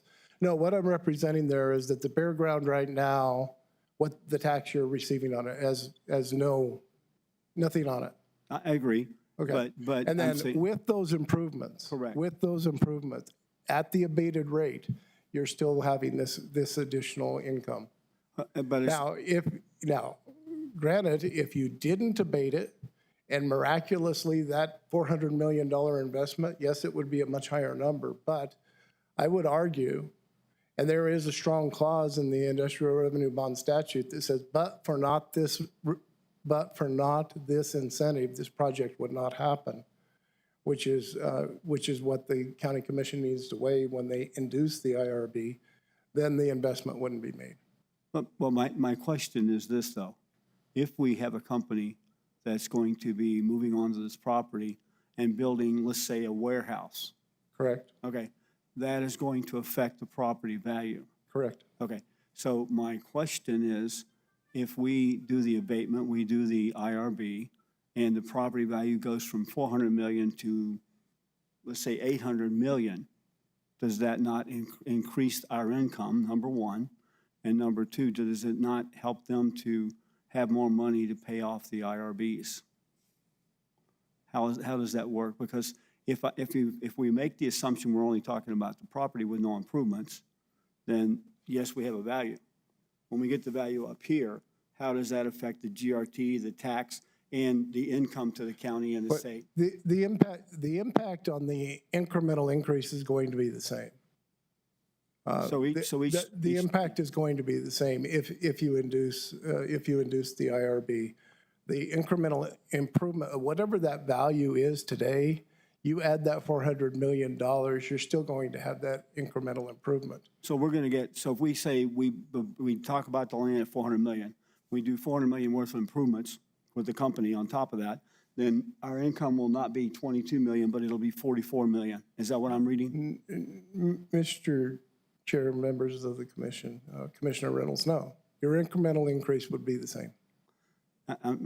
Regardless of what the base number was, your incremental increase is going to be the same. So if I say $400 additional million in value in property, real estate, and 200 additional, in this illustration, 200 additional million dollars in equipment, correct, are going to have the same incremental impact regardless of what the base rate of that current property is. So it's going to be more. The incremental increase is still going to be the same. So if I have a company come in and put $400 million in investments in a project on this property, and the property value increases from 400 million to 800 million, that does not change our income. I don't know of any properties in Doña County's unincorporated areas that are at a $400 million value currently. What does that have to do with my question? What you're saying, if that property is already 400 million, it's not. It's worth about 4,000 an acre in my illustration. Bare ground at best is going to be that. So you're assuming here then, if I'm not mistaken, so you're assuming your number at 400 million is an improved property value. I'm assuming that's the investment by the company for construction of their new facility. Yes, sir. Okay, so it is the improved property value we're Correct. looking at. Okay. Correct. Now, so let's assume for just a second that they develop another project and they decide they do increase the value of the property with their investment, invest more money and get up to, say, 600 million. Does that increase our income? It would. If, again, when you negotiate the issuance of the IRB, it's going to be to that maximum investment, but whatever that number is on that specific project. In this example, it's $600 million divided up by 400 and 200. If they do another project beyond that, in addition to that, they would need to come back to the county commission for approval for additional increment above that. Correct. But then, And then you would negotiate what the pilot would be on the additional improvements. okay, but So we could actually, So yes, it would more income. have, that's probably 50% of that number okay, great. improvement to you. The reason I'm asking that question is because I want the public to know that, you know, this initial investment is a good investment, but if in fact we're successful in bringing in a large company, let's say somebody does, you know, chips or something, and they start out small, 400 million, but they grow to $1 billion in investment, we're going to realize the benefit from that through this process as well, is my point is. Absolutely. Okay. Absolutely. Wonderful. Any other questions, commissioners? I'd like to say one more thing, and that is that we've used a lot of IRBs in this county over the last 6 years, and I continue to support them because it is the best way to form a partnership between a company moving in here and the county and the citizens, so we can all reap the benefit in jobs and income as well. So thank you. Perfect, thank you. No questions here, anything, Commissioner Gometos? This is a great presentation, and I think it kind of helps us realize exactly what the IRB process is, realizing what benefit is to the county and what benefit is to the industry moving into our area. So I appreciate it, and looking forward to our further discussions.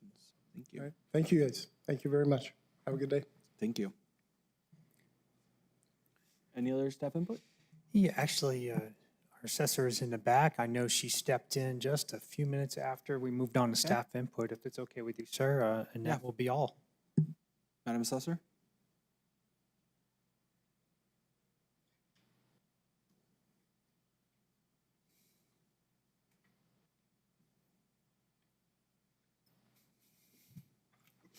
Good morning, Chair Shelter Hernandez, Commissioner Reynolds, Gameros, and thank you, County Manager Scott Andrews, for allowing me to come in to speak. I did come in just a few minutes as Meg has begun to speak on staff input. But just wanted to share that we are having that veteran exemption clinic this Thursday from 9 a.m. to 4 p.m. It's going to be in the multi-purpose room 111, which is down the hall from the assessor's office. As you pass the treasurer's office there to the right. At this clinic, veterans will be able to receive their exemption certificate and or their percentage certificate. So if anyone has any questions, this is an event that is sponsored by the Veterans Administration. We as assessor's office just assist them. We'll assist them with notarizing. We're a host to bring them water, whatever they might need. We've had a few vets that have come in to bring their percentage certificates already. However, being that this will not take place until next year, 2026, the assessor's office is not accepting these certificates.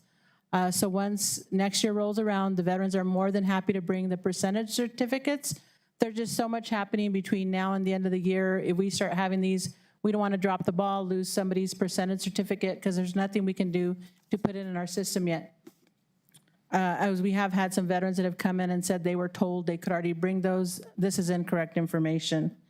Our notices of values have been sent to the vendors and should be mailed out May the 1st. And remember, if anyone would like to apply for any of the exemptions, such as valuation freeze, veteran exemptions, head of household, you have until 30 days from the mailing of the notices of value, which will be Monday, June the 2nd, as the 30 days does fall on a Saturday. However, and this is per state statute, however, this is with the exception of a 100% disabled veteran. They can bring their certificate at any time. I would like to also remind people that if they would like to receive their notices of value via email, this little flyer was in their NOV last year. It will go in their NOV again this year in case they didn't sign up for it last year, for this year. And this is just a way, no more lost mail. Your notice of value go directly to your email.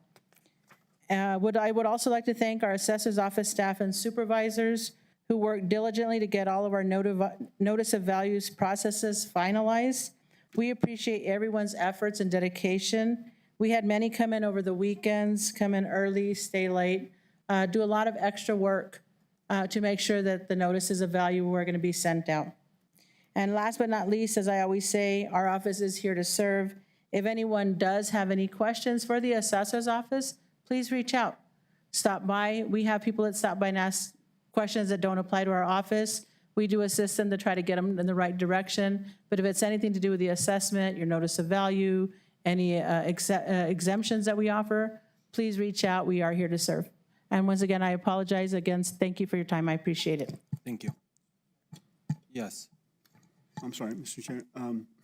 Madam Assessor, you said that the people with 100% disabled can actually come in and apply for that exemption any time. Am I correct?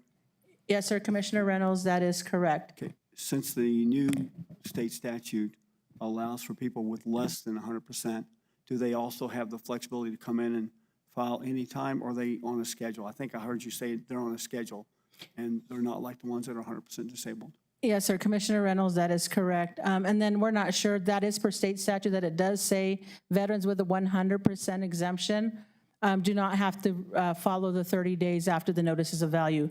How that's going to apply, we won't know, like I said, until next year for the percentages. But as far as we know right now for the percentages, they are going to be held to the 30 days after the notices of value. I wanted to make sure we clarified that for the public. Thank you. Thank you, Commissioner Reynolds. Wonderful, thank you. Now we do have our commission-appointed board report backs as well as staff report backs. I will go first. We had our South Central Solid Waste Authority meeting last week. Just took care of some routine business, including some budget adjustments and approving our fiscal year fourth quarter budget as well. One of the bigger things is that we went ahead and worked on the executive director recruitment. So we will be starting that process. I believe the second week of May, we will be meeting with those candidates, doing interviews, as well as a couple public interview portions. So we are looking forward to that. So that's South Central Solid Waste Authority. Anyone else, commissioners? No? Oh, Commissioner Gametos? No, I just wanted to thank you for presenting that, since we're both on that same board as well with Commissioner Sanchez. You got it. Thank you for that. Sir, I do have an update that the vice chair left for me when she had to step away. Okay. It's regarding Metro Narcotics and specifically why we should be involved in Metro Narcotics. And the emphasis of the data I was handed is involved with what was confiscated this year by Metro Narcotics. So 89 arrests in total, 6 pounds of meth was confiscated, 4.7 pounds, 167 grams of cocaine, 20 grams of heroin, 23,000 pills of fentanyl, 1.2 pounds of powdered fentanyl, and overall over $21,000. Again, that's just the update I was given, sir. Okay. Thank you so much. Wonderful, thank you. I think I do have a couple things. Yes, go ahead. Last week, we had our MERV the board meeting, and we actually chose a new vice chair, and it's going to be Cassie from the city.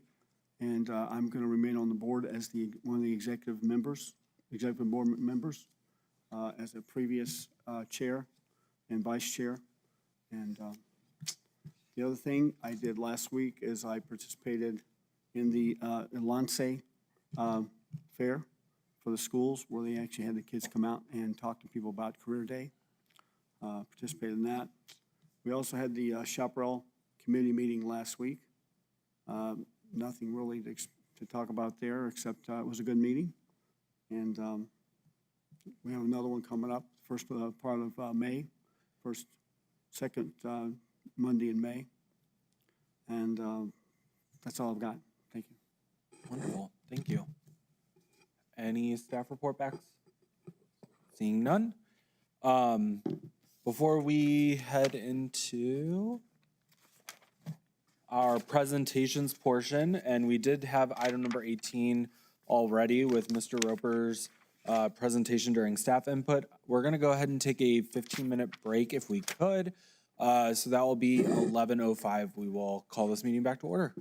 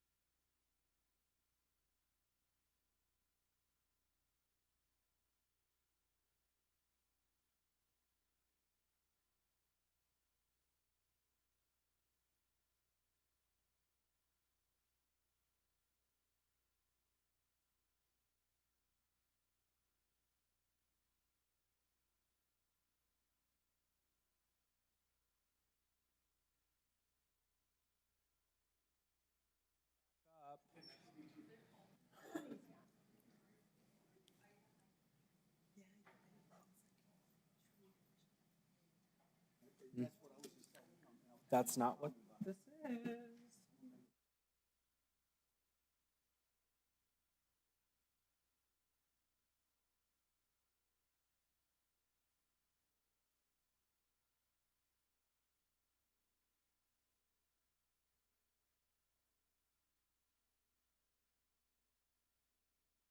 Okay, it is 11:05 and we are back from our little break. We do have one presentation today, which is item number 17, which is the art loan presentation recognizing Meg Freemuth. Freemuth?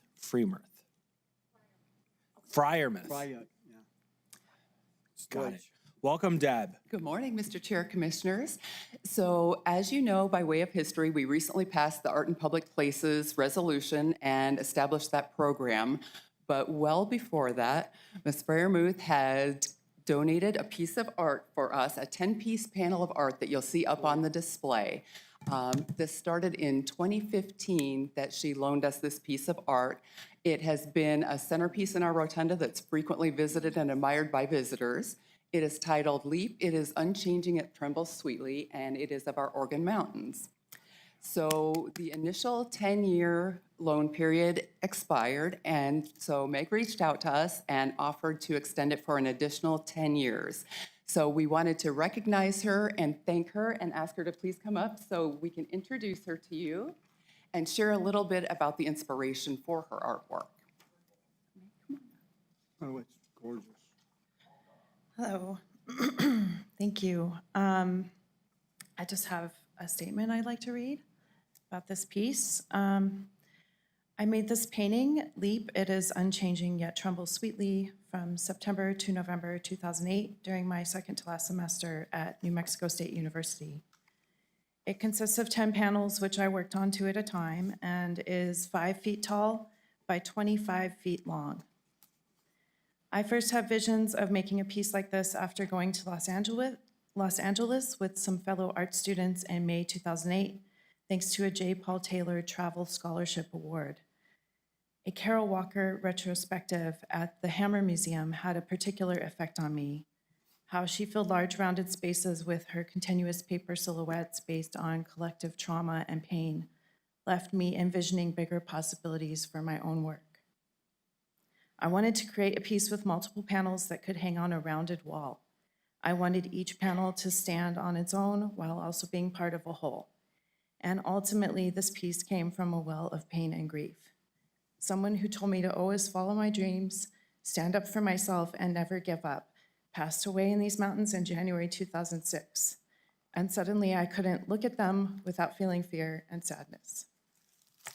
Working through the grief, I began visiting the same location in the foothills of the Organ Mountains at least once a week, and I began making studies for this piece. I had been afraid to come out to the mountains alone, but suddenly I was doing just that consistently. I also wanted to capture a different angle of the Organ Mountains, one not typically represented in most depictions of them. And as I made each panel, my knowledge of and love for these mountains grew immensely. I saw how everything has its unique place.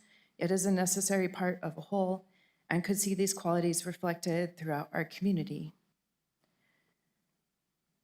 I took a lot of risks and made a lot of sacrifices in order to make this piece in 3 months, and then working to get it shown in a variety of spaces in Las Cruces, as well as one time showing the last 8 of them in Albuquerque. And then finally, giving it up in a sense under a loan to a public space that happens to have a wonderful rounded wall. It was all a big leap into the unknown for me. And while this piece stays effectively the same physically, its meaning has only grown for me as it continues to help me process grief and through that process, find love and understanding. It is unchanging yet trembles sweetly. This is what art does for us over time. As the end date for the original 10-year loan approached earlier this year, I found myself feeling very anxious because I didn't want this piece to come down from a place where the public could enjoy it. Yet I struggled with personal concerns about whether my art holds any value to the public. I had to work through my fears once again because I know the value of public art outweighs any worries I personally may have. I know that art helps us grieve and learn and grow, strengthening our communities. So I'm grateful that Doña County has agreed that public art and our rights to free expression benefit our community. And I am so thankful to everyone in this building who has worked with me to extend this loan for another 10 years. As our rights are currently under attack, I believe we must exercise them 100-fold.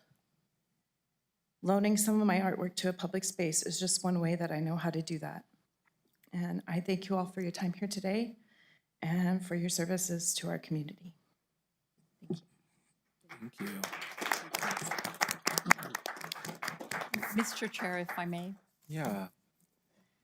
Meg, I just wanted to let you know that I've seen your beautiful artwork. It's spectacular, and thank you for sharing your story because it's so meaningful to so many people that stand in your shoes and stand on your shoulders.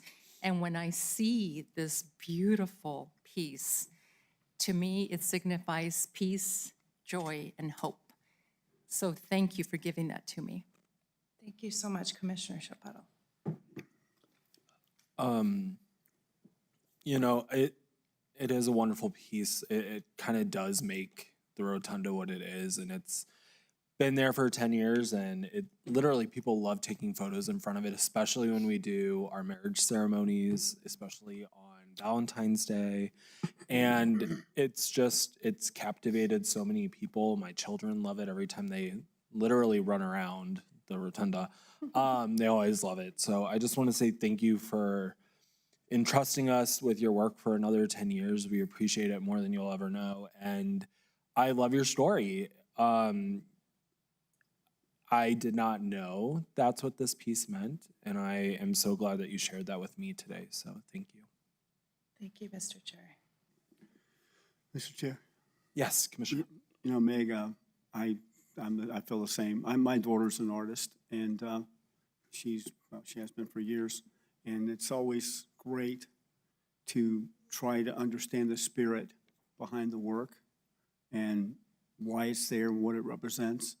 And I think you've done a fantastic job of providing that for us today. It's, I look at the piece, and what I see in it is all the wonderful color that the desert presents that most people overlook. And you brought that color to life in every piece that's up there. So many people drive through the desert, all they see is brown. But this piece shows that the desert is alive. It has energy, it has strength, and it has colors that are well beyond what we mostly see with the naked eye. And so thank you so much for sharing that with us and for allowing us, as Chair said, to take care of every piece for another 10 years. It's wonderful. Thank you. Thank you, Commissioner Reynolds. And so, Mr. Chair, I would like to present this plaque to you, Meg. We will be putting it up where the art pieces are now and giving you the one that currently resides up there. So we could get a picture with Corey, with you with your plaque and the commissioners. Should we go upstairs? Sure. That would be wonderful if you Let's don't go mind taking a upstairs. 5-minute break. We'll be back in 5. When you carry it, it's heavy. Come on. I don't want to drop it. I just want to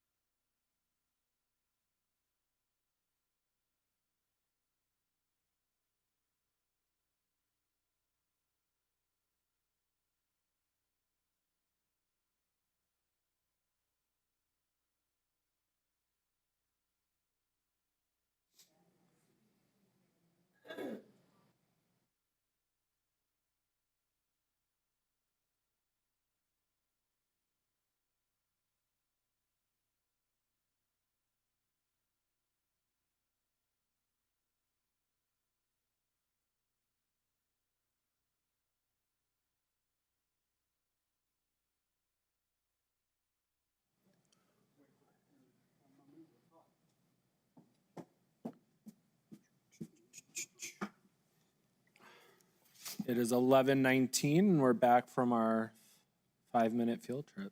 With that being said, that is the conclusion of our presentations for today, since we did have our state economic development programs report by Secretary Roper. We will move on to our meeting minutes approval, which is item number 19. I will move that we approve the minutes from April 8th. I second it. I will have, he was louder. I have a second from Commissioner Reynolds. Any comments, questions, or concerns? Brandy, take it away. Commissioner Gameros? Yes. Commissioner Reynolds? Yes. Commissioner Sanchez? Vice Chair Chapato? Minutes. Yes. Chair Shaljo Hernandez? Yes, minutes are approved. Next up, we do have our approval section. The first approval is item number 20, which is presentation and approval of health insurance plan changes for fiscal year 2026. Do we have a motion? So moved. Second. Okay, welcome. Good morning. Good morning. Chair Shaljo Hernandez and Vice Chair Chapato and Commissioners. I'm Christina Holman with the Human Resources Department. I would like to introduce to you John Hatz, who's the Area Vice President with Gallagher Benefit Services. He is here today to present to you all the county's benefit plan status and fiscal year 26 budget projections. John? Good morning, Mr. Chair, Commissioners. Glad to be here. Another year to go through the health insurance update and budgeting. Make sure.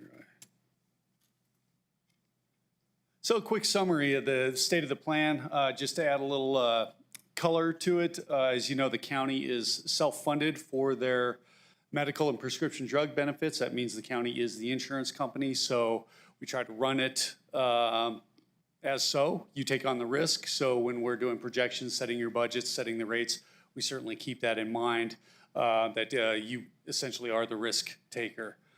So through December 2024, the plan is running at about a 97% loss ratio. I apologize, there's a typo on here. It's 97.1% instead of 97.7. That means for the first 6 months of this fiscal year, for every dollar we've received in premium, the plan has spent 97 cents.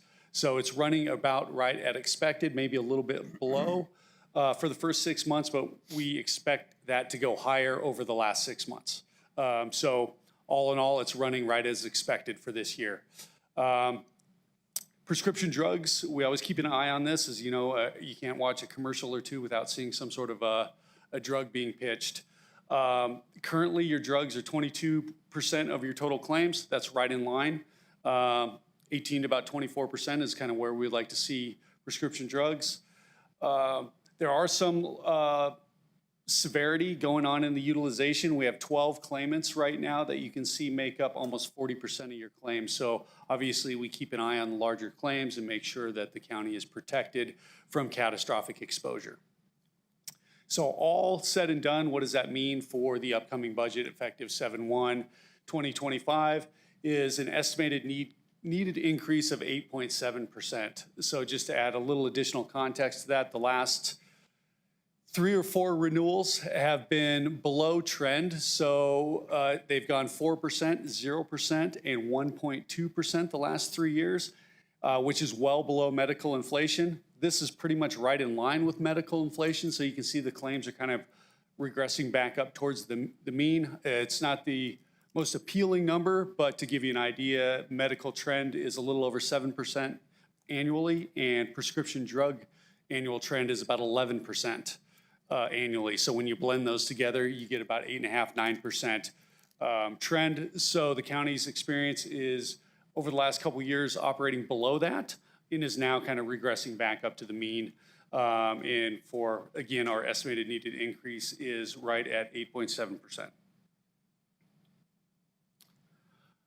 This is the plan status. I went through the summary. This just breaks it down in kind of an accounting snapshot. That very top blue line where it says budget and accrual funding, that would be the total premiums collected. And then you can see it's broken down by plan and itemized by the expenses, broken out by medical, prescription drug, any administration, and stop-loss insurance that's purchased through the county.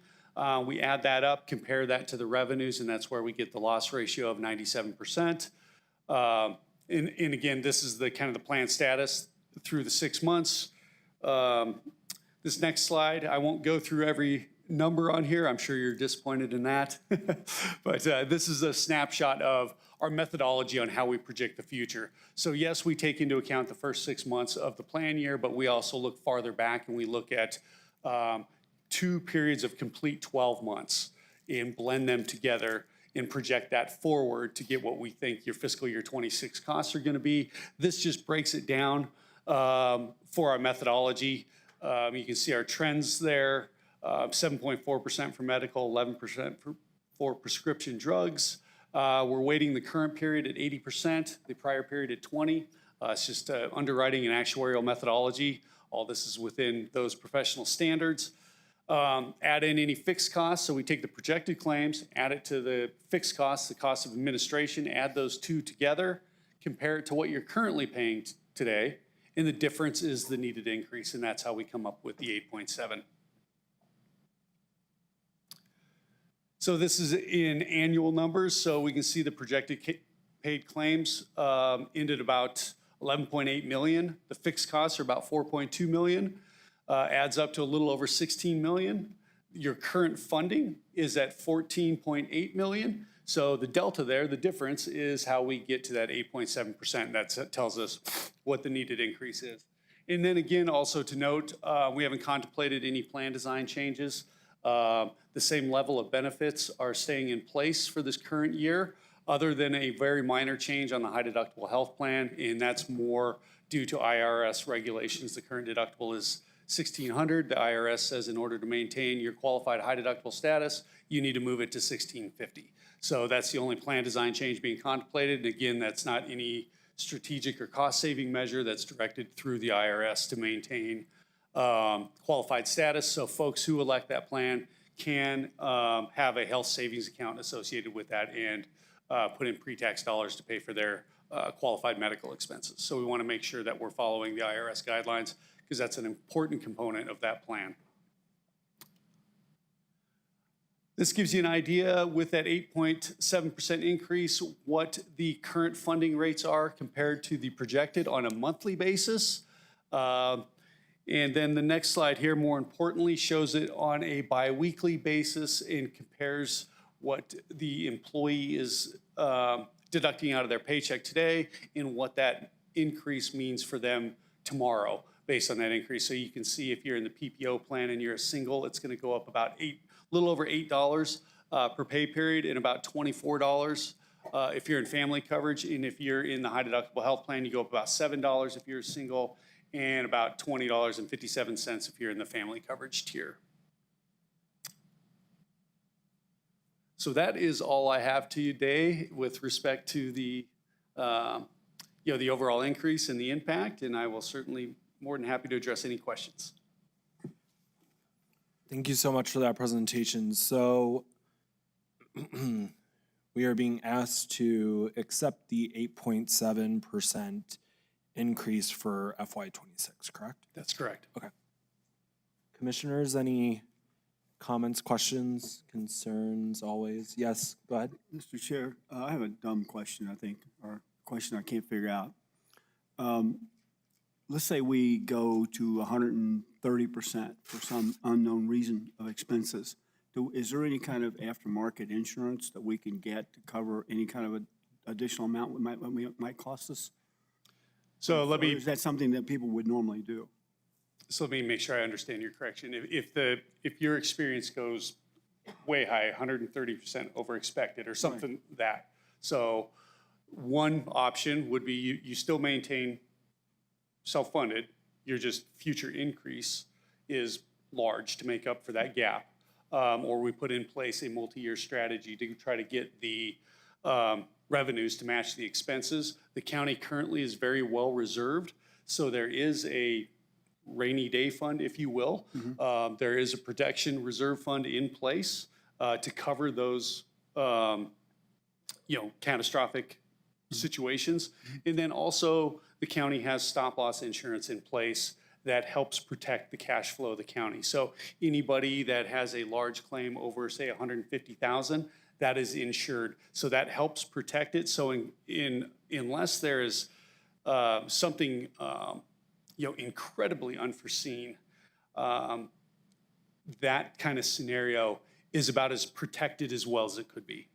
I was thinking that, but I wanted to confirm. Thank you so much. Yep. Appreciate it. Anything else, commissioners? Okay. Any public comment? Mr. Chair, I do have a question. Yes, Commissioner Gomeros. This plan, if we approve it, this plan starts July 1st of this year. So my question is, when does the renewal process start for the employees? If there's a renewal process, right? When does re-enrollment start? Yes. I believe that's being targeted for mid-May. I believe for 2 to 3 weeks towards the end of May, and then I believe it'll end at the kind of the end of the May is where the open enrollment period for the employees will be. Thank you for that. Hi, Commissioner Gomeros, Chair Shelter Hernandez. So open enrollment, we're currently looking at the dates, looking at either the last 2 full weeks of May or the last full week in May and going into the first week of June. For employees can go in, make their changes for the July 1st effective date. Thank you. Okay. Anything else, commissioners? Okay, any public comment on this? Seeing none. Brandy, go ahead and roll call the commission. Commissioner Gameros? Yes. Commissioner Reynolds? Mr. Chairman, point of order, question. Did we make a motion? We did. Okay. You seconded it. I'm sorry, I was asleep. It's okay. Okay, yes. Commissioner Sanchez? Yes. Vice Chair Chaparro? Yes. Chair Shelter Hernandez? Yes. Motion carries. Thank you. Thank you so much. Okay, item number 21, which maybe I'll go a little, hello. Item number 21, which is to appoint 3 planning and zoning commissioners to serve 2-year terms. Good morning, Mr. Chair, members of the commission. Good morning, commissioners. Do we want to make a motion and then amend the motion to include the names? So moved, yes. Okay. And I'll second it. So we have a motion Mr. by- Chairman, point of order. Yes? In the past, our vote was essentially our motion. And so I don't know, when we've done these votes like this, we don't necessarily do a motion. It's just as long as we read aloud the votes and we come to a consensus on 3. But that's the way we've done it in the past. I'll have to defer to our attorney to see if there's any other guidance. But I know in the past, that's the guidance that we had was our votes was essentially our motion. Okay, Ms. Neal. Dun, dun, dun. Spotlight.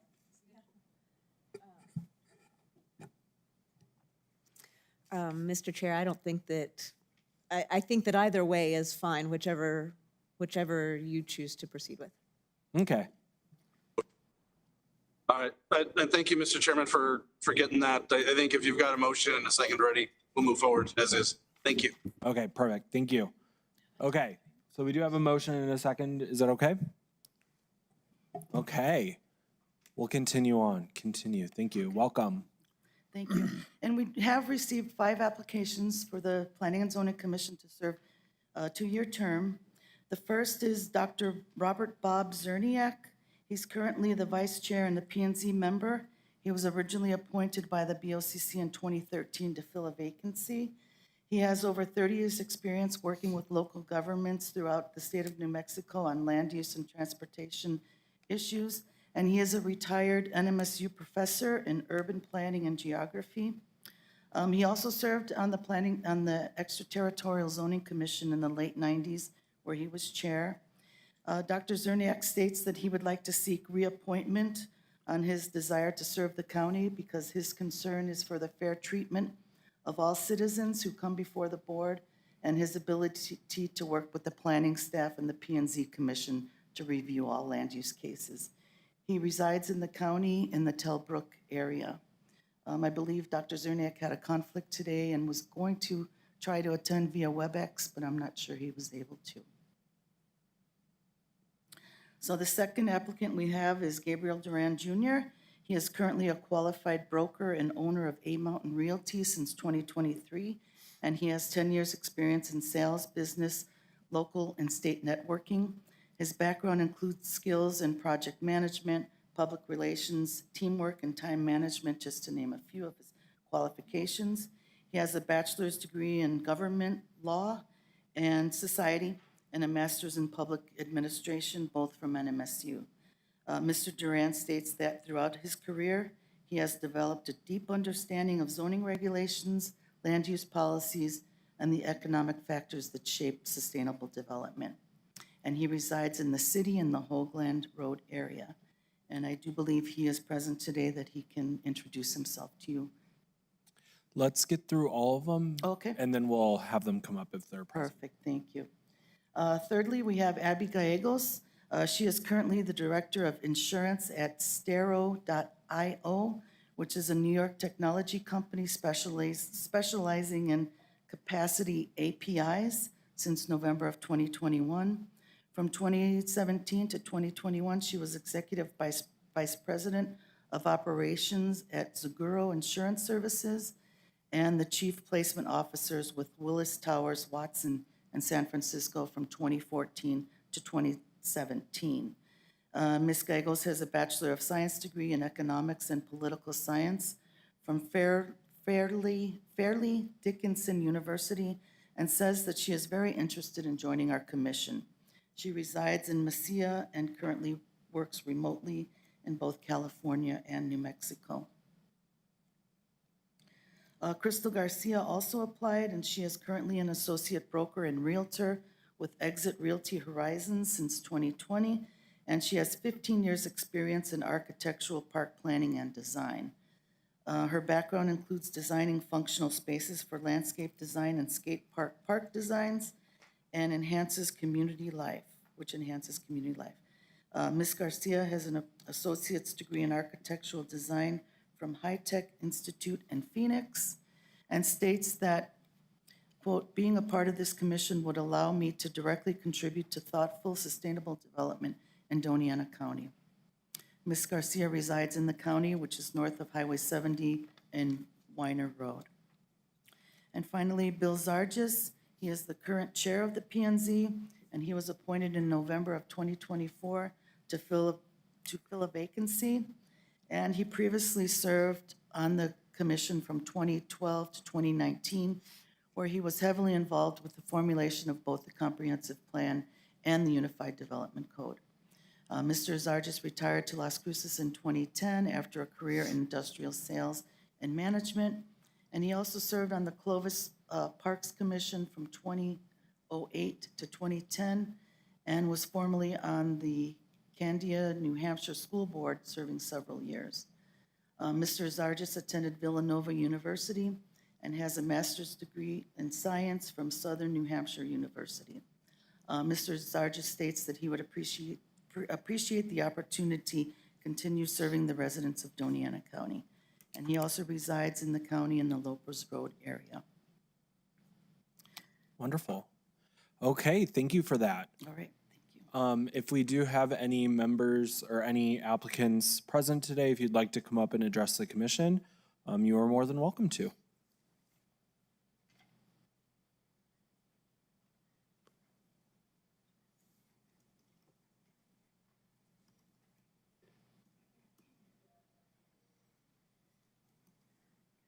Good morning, Chair, Commissioners.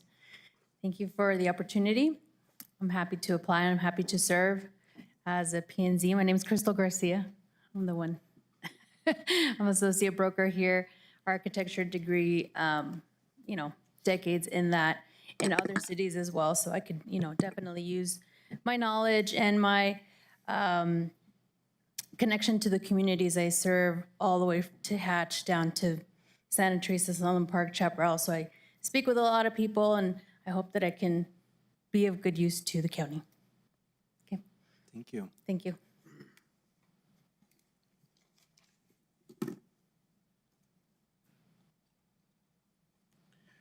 Good morning, or good afternoon.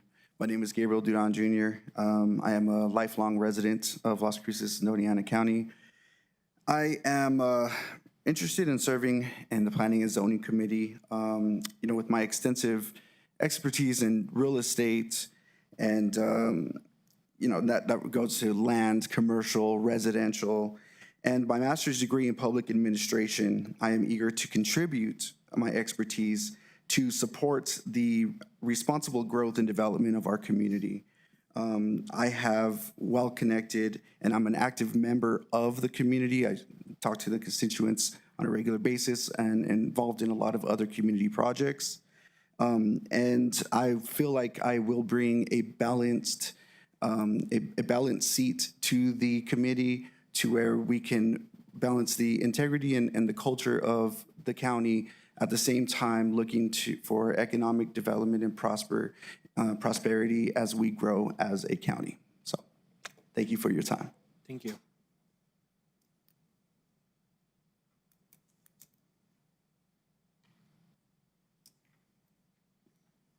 Good morning, Chair, Commissioners. Happy Earth Day. I'm Bill Zarchis. I've been involved with the UDC and other things in the county for quite some time now. And presently, at the last organizational meeting, I was elected as chair of the Planning and Zoning Commission. And I would hope that I would get reappointed so I could continue that and continue in my service to the county, which is just, something that people need to do. And I hope more people come out and do it. Thank you very much. Thank you. Any other comment? Okay. Well, commissioners, do we have any questions for any of the applicants that are here today? Commissioners, anything? Wow, seeing none. Okay, well, we do have our nomination forms in front of us. In the past, we rank our ballots and then they get read by a member of staff to kind of go over that. So if you want to go ahead and do that, and we can turn them in.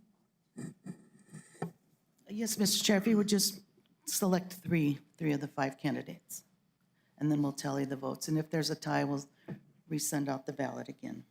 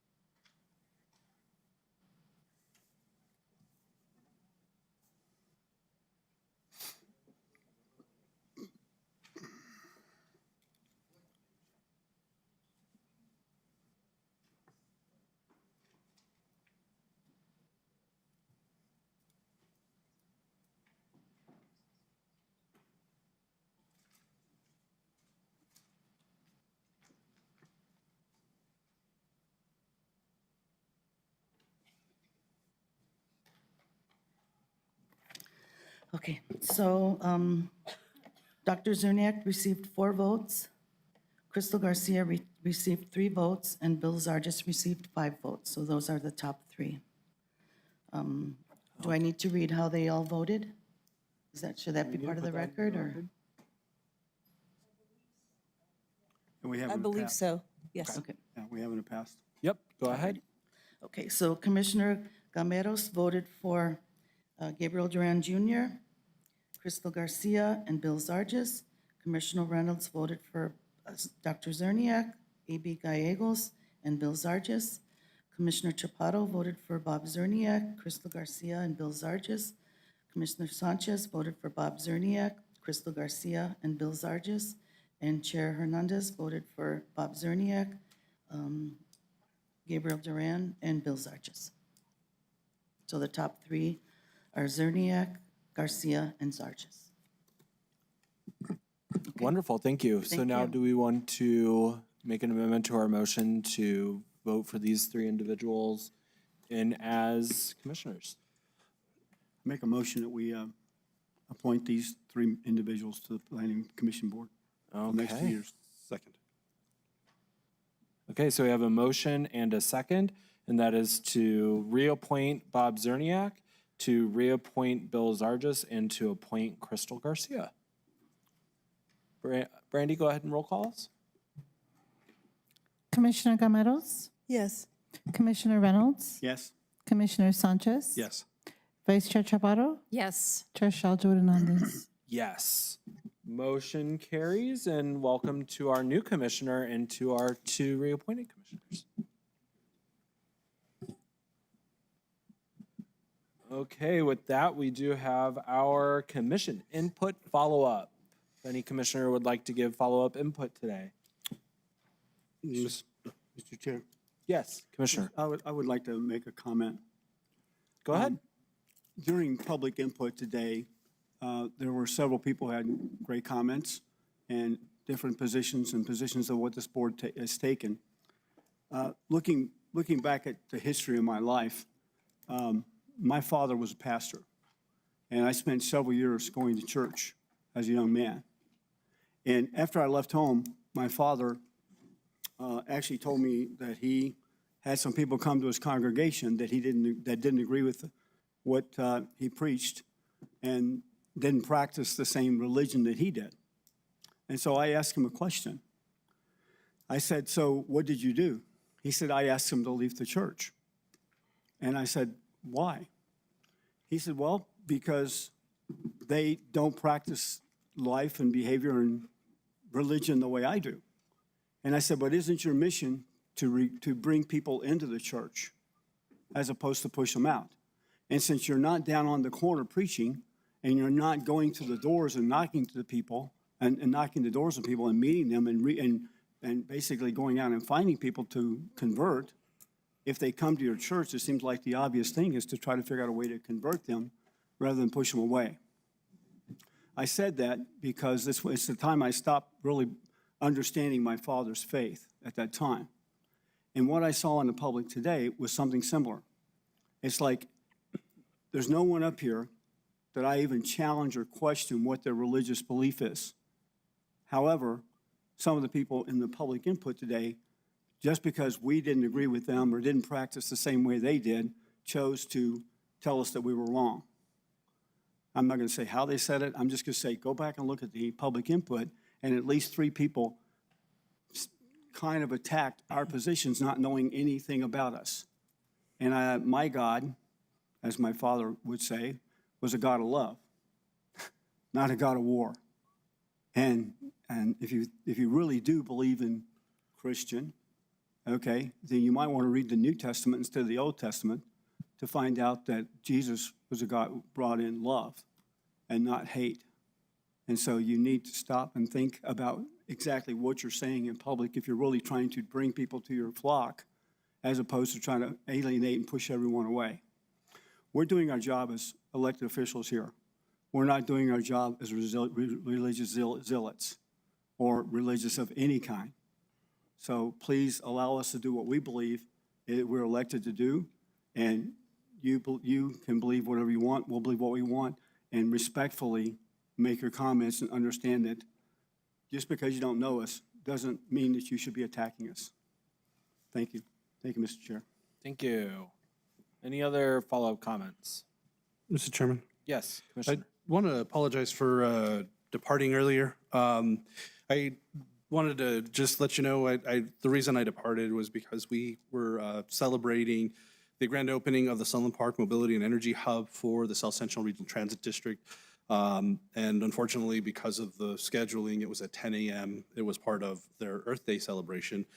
But just wanted to let you know that's where I stepped out to. But I am excited because of the fact that this is now a new facility that the SCRTD can utilize in the southern part of the county, especially to support the routes that'll go between Sunland Park and into El Paso.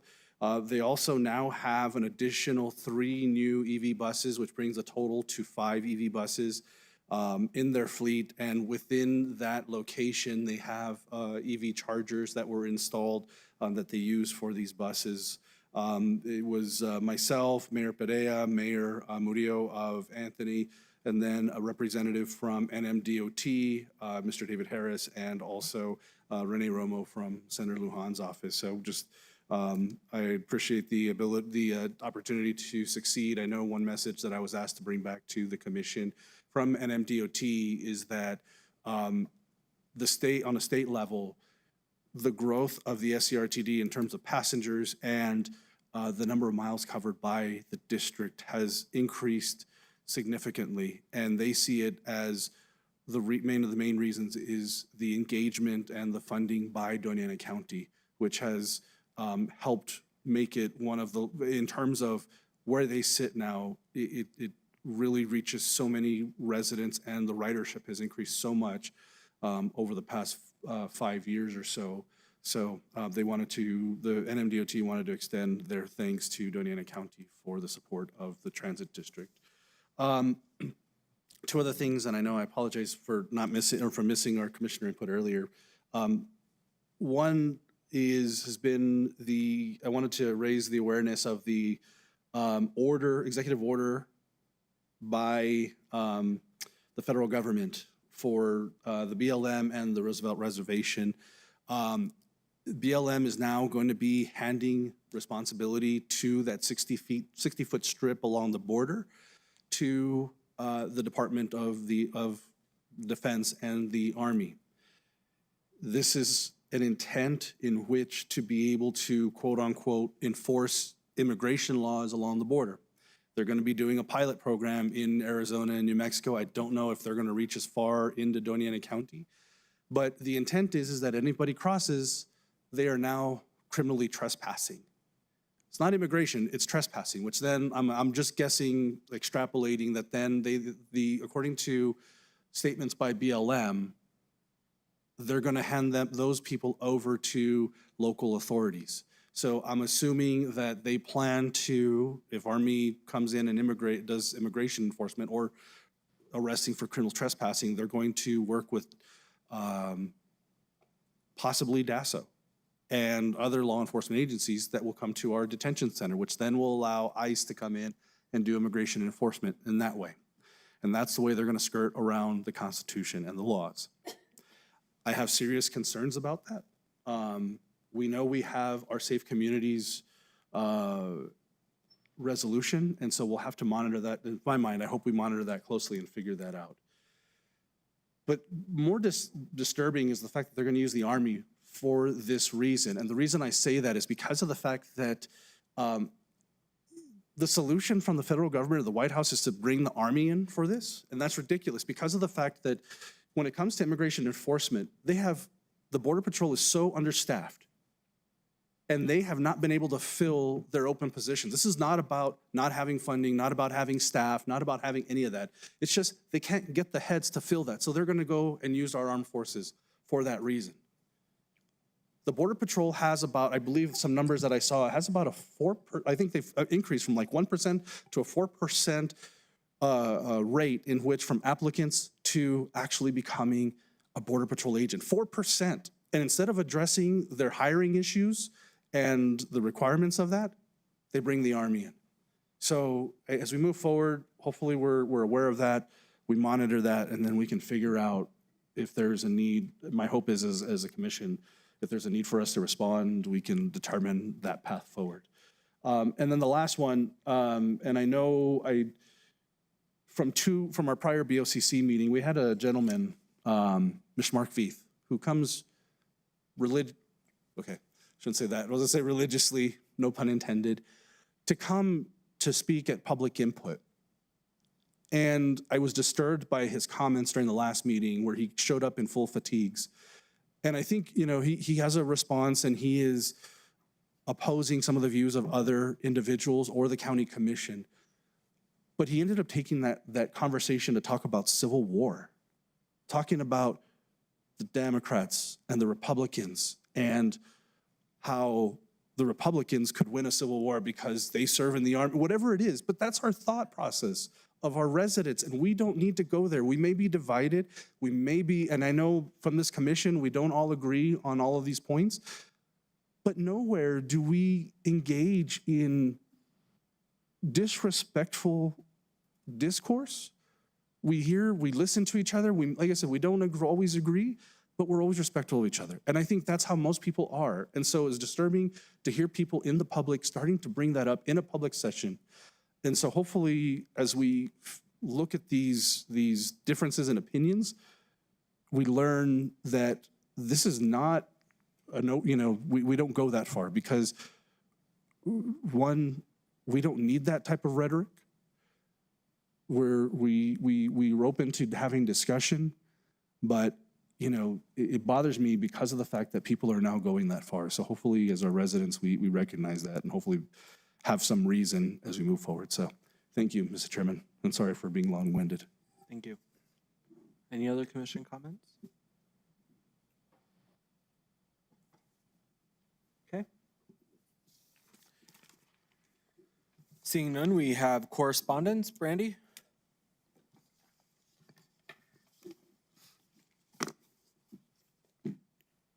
Oh. Wait. I apologize. We have two today. Marco Butchert versus Doña County and Taylor E. Smith, personal representative of the estate of Jose Guzman versus Doña County. Thank you, Brandy. Okay, we do have a closed session on the agenda today. So I move that the board convene in closed session to discuss a personnel matter relating to an individual employee as authorized by the Open Meetings Act 10-15-1H2 NMSA 1978. Do we have a motion? Or a second? Sorry. Second. Okay, we do have a motion and a second. Who seconded it? Two hands. I like it. Thank you. Wonderful. He was double serious. It was. Go ahead, Brandy. Commissioner Gameros? Yes. Commissioner Reynolds? Yes. Commissioner Sanchez? Yes. Vice Chair Chaparro? Yes. Chair Shaljo Hernandez? Yes, motion carries, and we are in closed session at 12:03 p.m. Thank you so much.